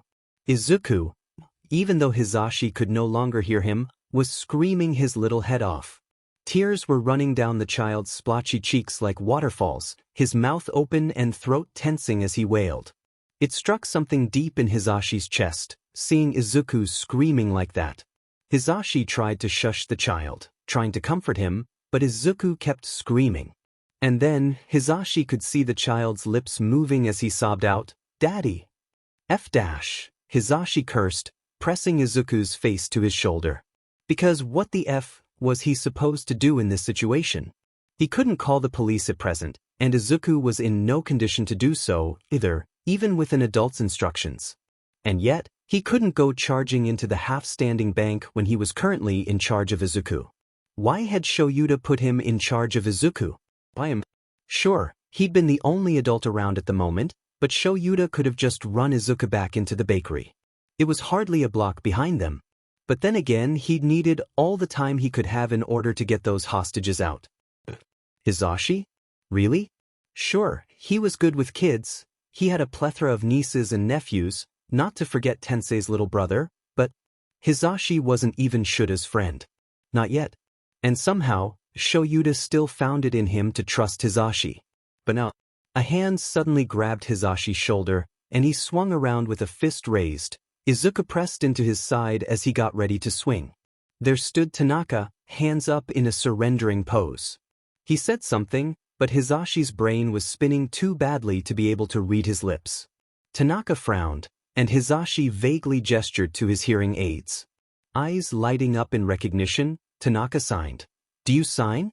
"Yeah," Hizashi replied with a short nod and brusque motion. "Give Izuku to me," Tanaka responded. "Aizawa needs you." In a normal situation, where his brain was functioning, Hizashi may have questioned how Tanaka knew he was a pro-hero. After all, Hizashi knew he was nearly unrecognizable out of uniform. Izuku was special to have recognized him like that. But this wasn't a normal situation, and Hizashi's brain was spinning like a broken record, so he handed Izuku over, wincing when the child's foot kicked out and hit his kidney. "I'll be back," Hizashi promised aloud and in sign. "Bring Aizawa with you," Tanaka signed back, holding Izuku tightly to his chest. "Please." And Hizashi's brain may have been spinning, but his heroic muscle memory knew exactly what to do. Without a second glance at the child in Tanaka's arms, he was safe with the baker. He was safe. Hizashi sprinted across the street towards the bank. He briefly noted seeing the flashing red and blue lights of a cop car nearby, but ignored them in favor of approaching the standing part of the bank. The front door had been rendered useless, and only the front left corner of the building remained standing. The blast had been large enough to take chunks out of the building on the right of it, but not strong enough to do much other damage to the surrounding streets. Hizashi ducked under a hanging support beam, pulling himself into the wreckage of the bank. He looked around, noting all of the debris that covered the floor. While the right wall of the bank was still half standing, the entirety of the roof had fallen inwards, leaving drywall and bricks and skeleton work of the building on the ground. Hizashi sidestepped the worst of it, keeping his eyes open for the villains who had attacked the bank in the first place. It wouldn't help Shoyuda if he got himself in a bad spot, now would it? And Hizashi found them. Two of them both armed to the teeth. But having guns and knives hadn't helped them when their own DMN bomb went off. It had likely been a last-ditch attempt to either get away or die and stay out of prison. If it had been an attempt to get away, though, it had backfired horribly. because both villains were absolutely blown to smithereens, blood and viscera coating the bricks around them. Hizashi gagged at the scent of iron, looking away from the chopped-up bodies and back out to the rest of the wreckage. If they looked like that, then Shoyuta... He couldn't think like that, because Shoyuta was too important. He had friends, Emi, and he had a son, Izuku, little Izuku, who was likely outside still screaming his tiny head off, and Shoyuta was too damn important to die. Hizashi was so distressed with his inner thoughts that he almost missed it. Really, it was a miracle he noticed it without his hearing aids on. But his eye caught sight of a flash of black amongst the pale gray smoke and dust. A black shoe, followed by a black sock and a black pants leg. "Shoulda!" Hizashi shouted, rushing towards the fallen hero. He couldn't hear a response, but that didn't mean anything. Shoyuta could have been screaming right back, although somehow Hizashi doubted the man was much of a screamer. There was a large chunk of ceiling covering up Shouta's top half, and Hizashi, mustering up all of his strength, heaving with every muscle in his body, shoved it out of the way. Lying there, beneath the rubble, was a deathly still Shoyuta. Hizashi hissed, F fuck dash. He scrambled for a pulse, collapsing to his knees beside the other man as he reached for Shouta's neck. For a few moments, Hizashi felt nothing. A sob built up in his chest and then, bump, bump, bump, bump. Oh, thank F. Shouta's eyes were closed, his head lilted to the side as his chest rose and fell to the pulse of his heartbeat. For a moment, Hizashi allowed himself to close his eyes and sigh in relief. And then his eyes snapped back open with force. Because Hizashi Yamada was a hero. And he had a job to do. Leading the paramedics over to Shoyuta was easy enough, and sitting back to let them work was even easier. The hardest part was going back to Izuku and Tanaka. Hizashi left a quick statement with one of the officers there, a new guy named Sansa with the coolest mutant quirk, who also happened to know JSL rather well, to Hizashi's utter relief, and rushed back over to Izuku and Tanaka. Izuku had finally worn himself out with screaming, but was still sobbing into Tanaka's shirt.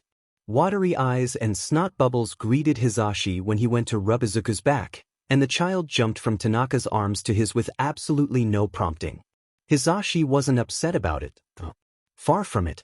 He could use a good Izuku hug right about now. Hugging Izuku tightly to his chest, feeling the child's warmth and shuddering sobs and heartbeat, Hizashi fished his cell phone out of his pocket and handed it to Tanaka. "Call Emi for me, please? Tell her what happened." "Emi," Tanaka confirmed, earning a nod, before he dialed. Hizashi could see the man mouth, "Hello, Miss Emi," before he turned his attention back down to Izuku. The child's eyes were lulling, and Hizashi was reminded that the boy was nearing nap time right before everything went south. What with the emotional roller coaster and the trauma he'd experienced that day, Izuku must have been exhausted. So, murmuring softly and rocking back and forth, Hizashi crooned to the little boy. Soft lullabies and nothings fell from his lips, his hands stroking through Izuku's sweat-dampened curls. Slowly but surely, Izuku's heaving sobs turned to hiccups, and then quickly to snores.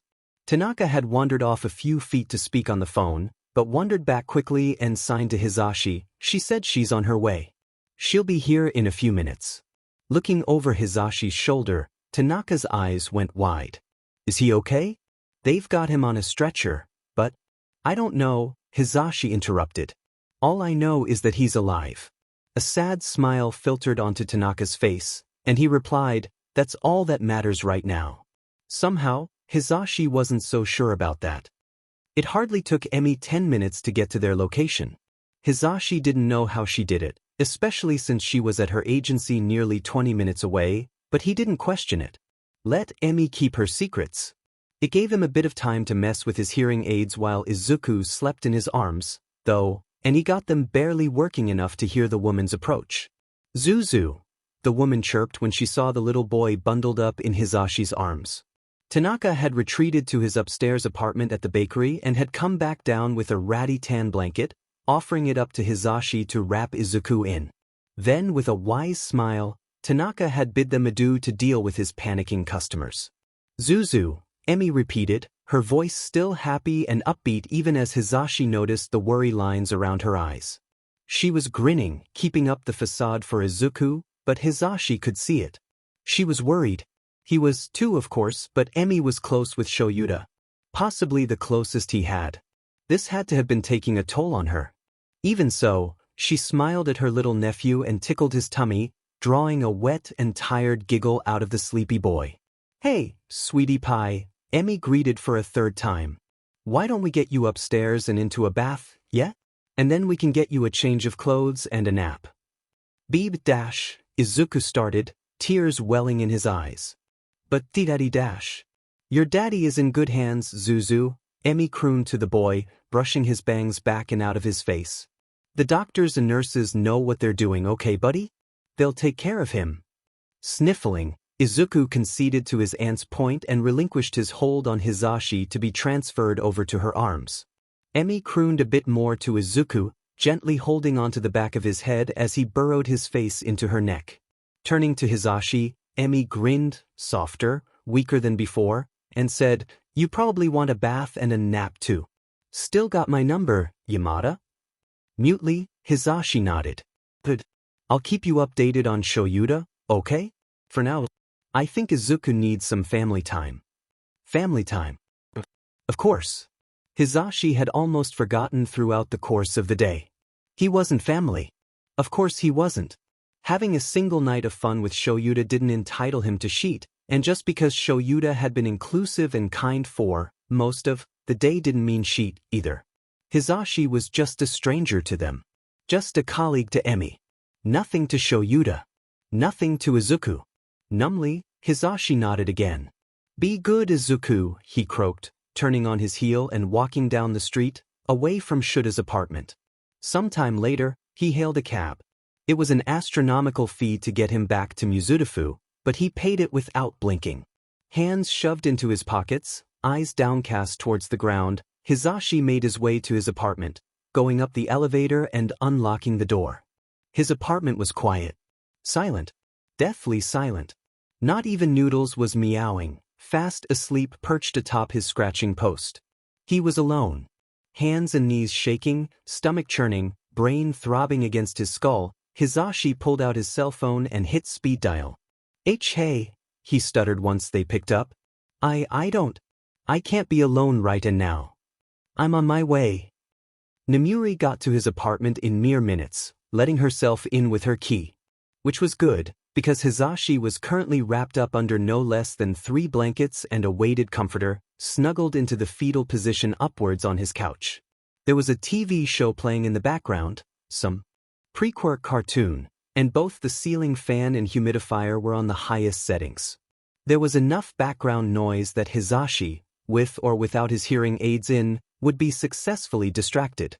So, Namuri drawled, slightly teasing and slightly worried, "You want to tell me what happened with Adonis or dash?" A sob ripped its way out of Hizashi's chest, startling his friend. Immediately, Namuri was crouched next to the man, asking what he needed.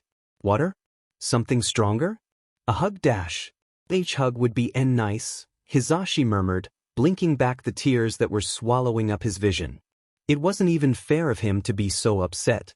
After all, he wasn't familiar with the Aizawas, so why was he so? Namuri obliged him, of course, hugging the living daylights out of the blanket-clad man before turning to his kitchen. Namuri made a wonderful cup of tea with her loose-leaf concoctions at her own apartment, but all Hizashi had at his place was bagged tea. Still, somehow, Namuri managed to whip together a honey-soaked cup of bliss for Hizashi to consume. "You've probably got a headache," Namuri crooned to him, gesturing to his hearing aids. "Take those off if you want. I'm getting rusty on my JSL anyways." Which was a total lie. If anyone was rusty on their JSL, it was Tensei, but Namuri was absolutely fluent and had been that way for years. So, Namuri signed to him after setting their mugs of tea on the coffee table. She sprawled out on the couch next to Hizashi, forcing him to uncurl with her feet so that she could rest them on his lap. It was a simple touch, one that shouldn't have been as comforting as Hizashi found it. But he had always been a tactile person, being touch-starved as a child really morphed him into a touchy-feely adult, and just feeling the warmth of his friend next to him had the knot in his chest loosening slightly. Something happened with Adonis? The woman continued. Yeah, Hisashi replied. His throat grew tight, and his shaking hands struggled to sign out. There was a villain attack. Nemuri's eyes widened, and she leaned forward to emphatically sign, Are you okay? I'm fine. Shoyuta. His name is Shoyuta. He got hurt. Start from the beginning, Zashi. Nemuri signed to him firmly. And so he did. Hisashi told his friend everything. From the taxi ride to the park, to the dandelions, to playing heroes and villains with Izuku, to finding out Izuku was quirkless. He told her about Shuta's small smiles and the affection he held for his son. He told her about ice cream and chocolate croissants and small, teasing smiles. He told her about a bank, an explosion, finding Shoyuta, and Izuku's tears. When Hisashi was done, he was struggling to breathe, feeling like he'd sprinted 5 miles. Sometime during his tirade, Nemuri had started running her hands through his long hair, trying to get some of the small knots out. You got attached, she told him. When Hisashi went to protest, Nemuri continued on, There's nothing wrong with that. Not always. Sometimes, getting attached can be a good thing. Sometimes, the universe is on our side, and attachments can mean future blessings. I don't think the universe is on my side here, Nem, Hisashi retorted, feeling a little jaded. He's in the FNG hospital, and I didn't do a single FING thing to help him. But you did help him, Zashi. I could have done more. Could've, would've, should've. Nemuri flicked her hand in the air haphazardly. We all have regrets, Zashi. But don't let allowing Shoyuta and Izuku to slip through your fingers by some misplaced sense of guilt become a regret. Because you've gotten attached, and you will regret letting them go. Hisashi inhaled, and the spinning of his head steadied itself some with the deep breath he let out. Nem, how do you know me so well? Because I'm the best. Make sure you tell Tensei. Snorting out a laugh, Hisashi shook his head. Sorry, but I don't have favorite friends. Yes, you do, you liar. Don't have favorite students, don't have favorite friends. Nope, nope, nope. I'm revoking your kitten privileges. Hisashi gasped, hand flying to his chest as he leveled a shocked expression at the woman. You wouldn't. Smirking, sitting up straighter, Nemuri taunted. Oh, you're no longer allowed to catsit lady. Only Tensei now. Tensei's allergic to her. He can learn to deal. He thinks cats are all demons. They are. Cute, fluffy little demons. After a beat of silence, the two friends burst into laughter, leaning against one another as they cried happy tears. A few minutes later, once Hisashi had calmed down and caught his breath, he turned back to Nemuri. What would I do without you? Crash and burn a fiery death, the woman replied shortly with no remorse. Harsh, but true. So, did you get his phone number? Hisashi deadpanned. Nem, I doubt he'll be texting from the hospital. You're right. And then, it hit Hisashi. He may not be able to contact Shoyuta, but he did have a certain jokester's phone number. But I think I know a way to fix that. His daddy was sleeping. Auntie Joke had said his daddy was hurt really, really badly, and that he needed a lot of sleep to get better. But Izuku didn't want his daddy to sleep. He looked so uncomfortable on the little bed that the nurses and doctors had put him on. He was covered in bandages and he had a thick cast on his leg. When Izuku had reached for the blankets to pull himself up onto the bed, right before his Auntie Joke pulled him into her lap and cooed for him to sit with her, he'd felt how scratchy the blankets were. His daddy couldn't be comfortable laying on them. His daddy had really, really, really soft blankets at home, and he had a blanket that was really heavy. Izuku liked to crawl under it to scare his daddy when he came out of the bathroom. He doesn't think his daddy was ever really scared, but he always got a little smile on his face and ruffled Izuku's hair. Why won't daddy wake up? Izuku sniffled, feeling overwhelmed. So much had happened that day already, and it was only nap time. He'd met Present Mike from Put Your Hands Up, radio that he and his daddy listened to all the time. And they'd gone to the park. They went and saw Mr. Tanaka-san and they'd just been heading home to nap when... It's nap time, Zuzu, Auntie Joke told him, rocking him back and forth and running her fingers through his hair. Take a nap, baby. Maybe your daddy will be awake when you wake up. It'll be like a little present, getting to talk to him, yeah? Daddy's not comfy, Izuku protested. And Spork isn't here. Daddy cuddles with Spork when he naps. And Daddy doesn't have his sleeping bag. Or his bee blankets. Izuku began to stutter, breath hitching and tears welling in his eyes. Naniji, Hia needs dash. Zuzu, baby, you need to breathe, okay? Take a deep breath, kiddo. Your daddy's gonna be fine, okay? But it was too much. Everything was too much. The lights in the hospital were bright, and the explosion and the sirens had been loud, and Present Mike had saved his daddy, but now Present Mike wasn't here, so his daddy wasn't safe because Present Mike wasn't there to save him if something else happened. Zuzu, Izuku. Breathe, kiddo, breathe, nurse. I need a nurse.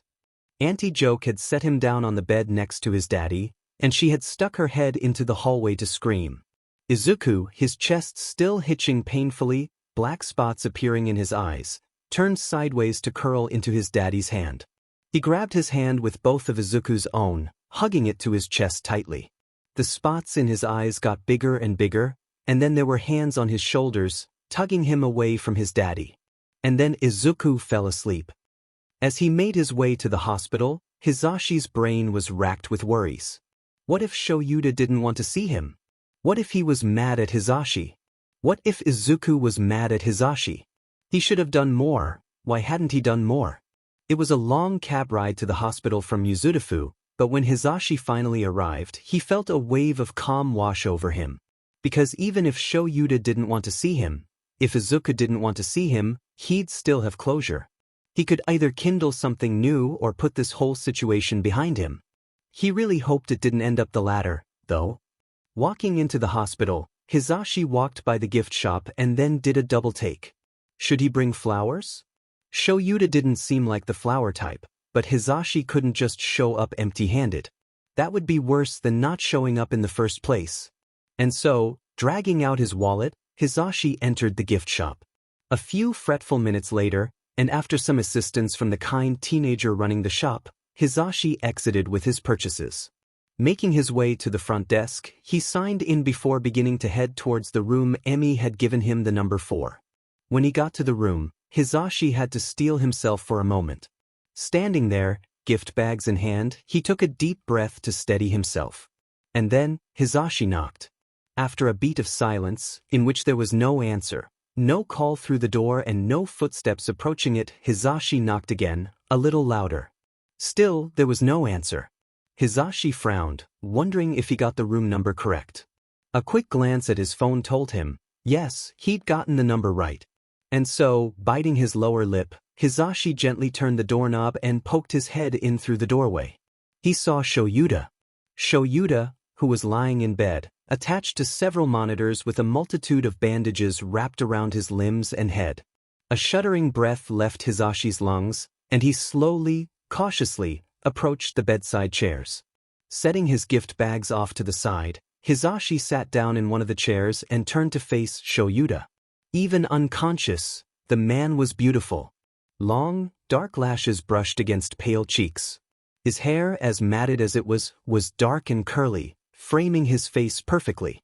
Beautiful, Hizashi mumbled, unable to stop himself. And then Shoyuta moved. Groaning, the man blinked and turned his head from side to side, blearily searching the room. And then, when his eyes fixated on Hizashi, he grumbled out, Yam? Zashi? Breathlessly, Hizashi replied, yeah.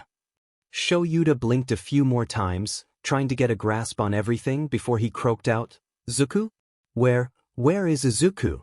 I don't know, Hizashi answered truthfully. I just got here. He and Emi must have stepped out to get food or something. And then it hit Hizashi that this may be the first time Shoyuta had woken up, and that he should probably call for a doctor. Hitting the bedside button, he quickly relayed to the nurse that Shoyuta was awake, and she replied that she was on her way. Sitting back down, Hizashi turned to Shoyuta and asked, How are you feeling? Like I got hit by a bus. The pause. 2 buses. Despite himself, Hisashi couldn't help but chuckle. Yeah. Getting blown up will do that to you. I've had my fair share of close calls like that. An awkward silence filled the air. Clearing his throat, Hisashi said, I got something for you. And something for Izuku, of course. But I got you something.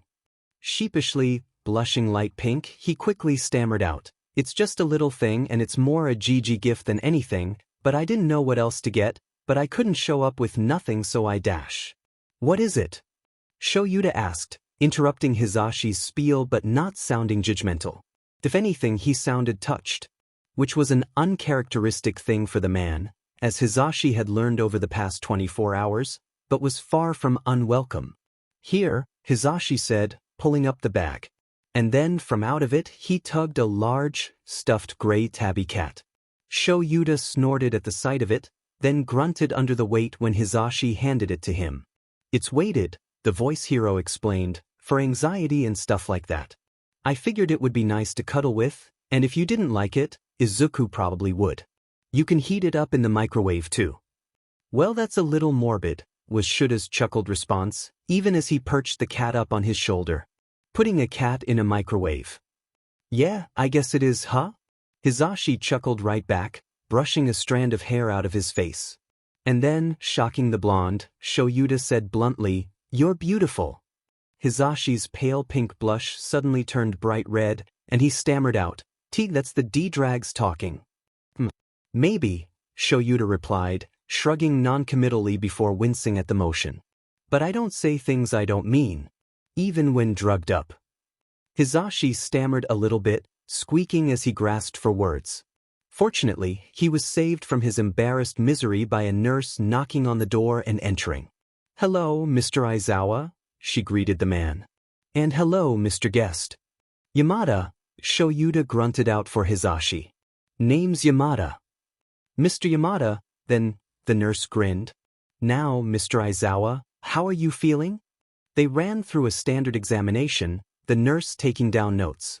And making small talk with Hisashi as she ran through Shuta's vitals. As the nurse was changing a few of Shuta's bandages, the man's eyes wandered towards the open door.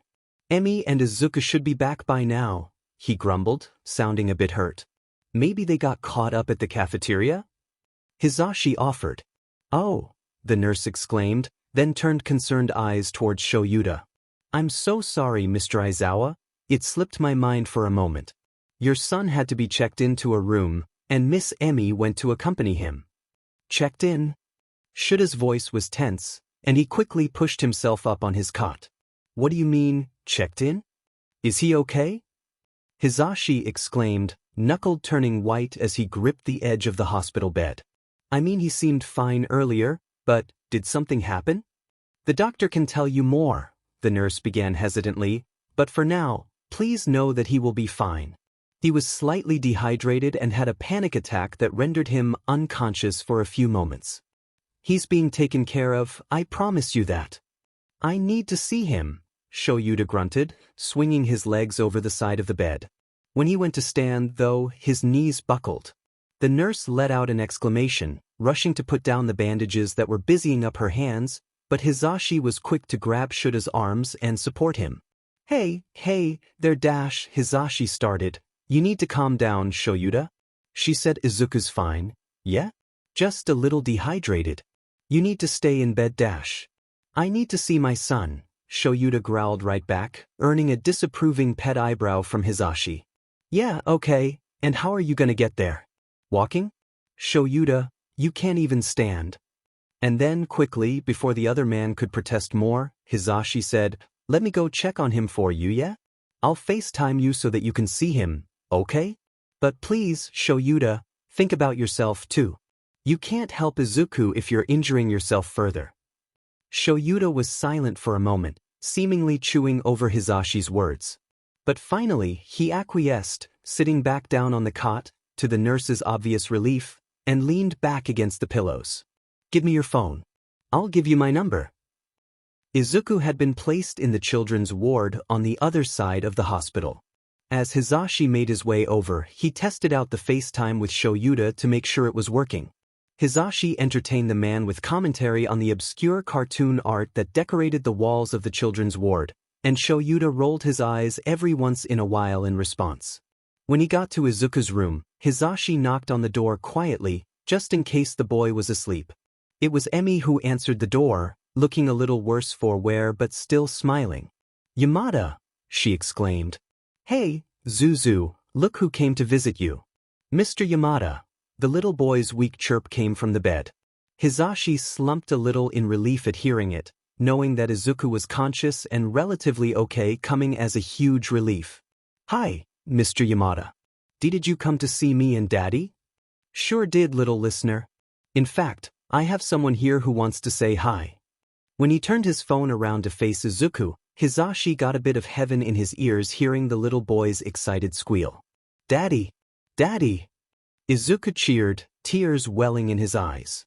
Hizashi handed the phone over, and Izuku pressed his face up near the camera, eyes still on his father's face. "You're awake. Are you okay?" "I'm fine, Zuku." Shuda's voice came from over the phone. "How are you feeling, kiddo? They told me you were dehydrated and fainted." "I'm okay, Daddy.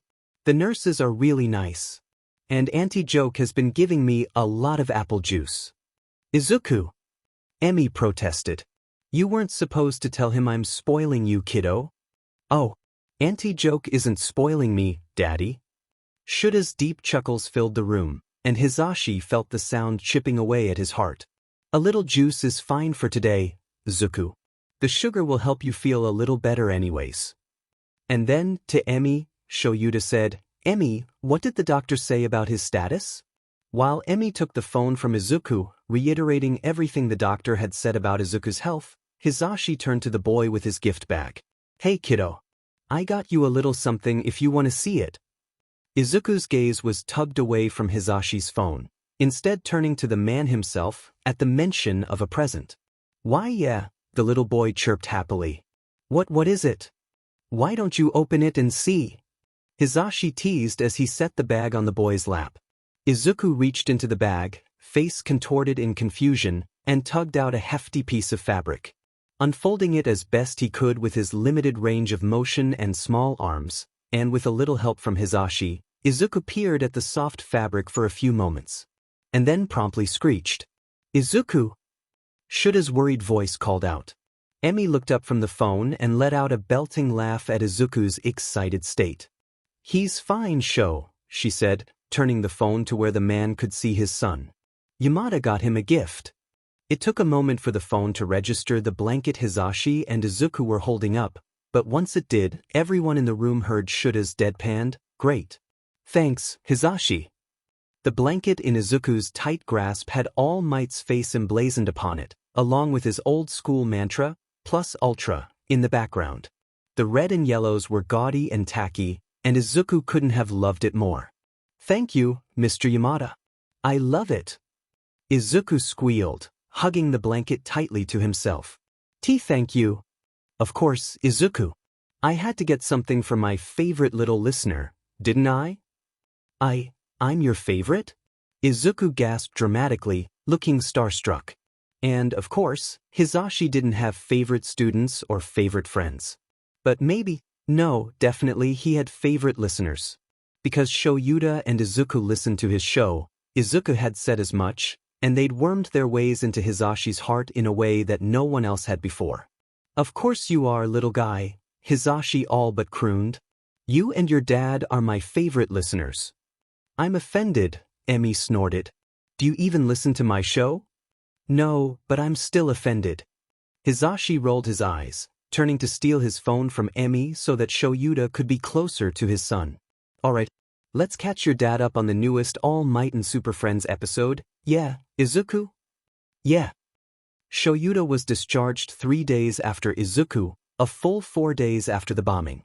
Hizashi, having been a staple at the man's bedside, before. And after work, he was always there. He spent the night a few times, took care of Izuku, snuck in good food for Shoyuta to snack on, was there to escort Shoyuta home, despite the underground hero's attempts to insist he could walk on his own. His right leg was still casted, as was his left arm, and there were scabs all over his face and a scarred gash on his temple. Hizashi had just looked at Shoyuta, that same no-bullshit teacher look he gave his rowdier students, and Izuku mimicked the look, my god, and then Shoyuta folded. Fine, he grumbled.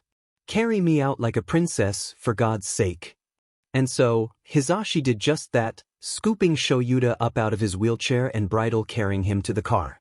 Shoyuta sputtered and protested the whole way, and Izuku skipped after Hizashi, his hand clasped in Emi's, as he giggled brightly. It was a good day. Unfortunately, Emi had a late patrol shift that night, so it left Hizashi alone with Shoyuta and Izuku. Not unfortunately, Izuku filled all of the short gaps of silence with questions and theories, his words mixing and blending together until he dissolved into muttering that had Shoyuta smirking and Hizashi laughing. The boy blushed and his father ruffled his hair. You're good, kiddo, he reassured the boy, who dissolved into mutters once more. But then it was Izuku's bedtime. Hizashi was given the honors of reading him his bedtime book, a few chapters out of The Lion, the Witch, and the Wardrobe, an apparent old favorite of Shuta's, and then tucked Izuku's legs in under the blanket, seeing as how Shoyuta couldn't with one hand. It was entirely domestic. And Hizashi loved every second of it. When he sat down on the floor, across the coffee table from where Shoyuta sat on the couch, Hizashi breathed out, I'd like to date you. Shoyuta froze, and then there was silence as the man thought over his next words carefully. I don't typically do things casually, Zashi, he said quietly, looking down at the floor. For all that Shoyuta radiated confidence, he seemed so unsure now. I have a kid to think of. A kid who I adore, Hizashi reassured the other man. And I can tell. You're a passionate person underneath that apathetic exterior, Shoyuta. Shoyuta snorted. Is that supposed to be a compliment? Shush. I'm not done. Taking a deep breath, Hizashi continued, Shoyuta Aizawa, for all that I've known you over the past 5 days, I've grown to care about you. A lot. I don't know if it's love, but I know that it's serious and it's real. I'm attached. I would never do anything to intentionally hurt you or Izuku, and I am so ready to do things not casually. So, please, if you want to go on a date with me? Shoyuta was quiet once more. And then, looking up from the carpet, he leaned across the coffee table, Hizashi meeting him halfway, and gently, softly kissed Hizashi's lips. It was a brief kiss, but it was one that sent fireworks through Hizashi's brain. But there were no butterflies in his stomach. No, because Shoyuta didn't make him nervous. Shoyuta felt like home. This domesticity, this gentleness, this calmness. Even with the fire that burned in Shuta's eyes when they pulled away, Hizashi felt a sense of calm. Because he was finally where he belonged. Want to spend the night? Shoyuta inquired. And then, blushing, he quickly said, innocently, I mean. I just sleeping over. Hizashi snorted, giggling a bit manically. Dude, I've essayed your D-dash, I don't think innocently can describe our relationship. Shut up, Yamada, Jesus Christ dash. Hizashi shushed Shoyuta with another kiss, this one slightly deeper, leaving Shoyuta racing to catch his breath. I will spend the night, Shoyuta. The morning after was even more peaceful than the night before. Hizashi woke up early, even though he didn't have to be at work or the station, and cooked a Western-style breakfast for Izuku and Shoyuta. Izuku was thrilled at the pancakes, and Shoyuta devoured the bacon and eggs. When Hizashi teased him about it, he cited hospital food having tortured him for the past 4 days. Sitting at the table, holding Shuta's hand next to his thigh, their fingers interlocked, Hizashi couldn't help but think he wouldn't rather be anywhere else. Shoyuta Aizawa wasn't a man of many words. And as such, he sat at breakfast eating silently, his casted arm angled beneath the table so that he could wrap his uncovered fingertips around Hizashi's hand. Sitting there, Shoyuta listened to his son ramble about the nutritious benefits of pancakes, highly misleading information, but still with root in fact, just like only Shuta's kid could do, while Hizashi countered with a debate on eggs. Izuku thought for a moment and then took a bite of his own eggs, saying aloud, only if they've got cheese on them. Shoyuta couldn't help but snort, and Hizashi laughed aloud. It was that same bright, twinkling laughter that had drawn Shoyuta to him at the bar so many nights ago. Bright and sunshine. Why? filling the room and some empty cavern that Shoyuta hadn't realized resided in his chest. Sitting here, with his son, with Hisashi, Shoyuta didn't have to say it aloud. Because he knew that Hisashi understood. There was nowhere else Shoyuta would rather be.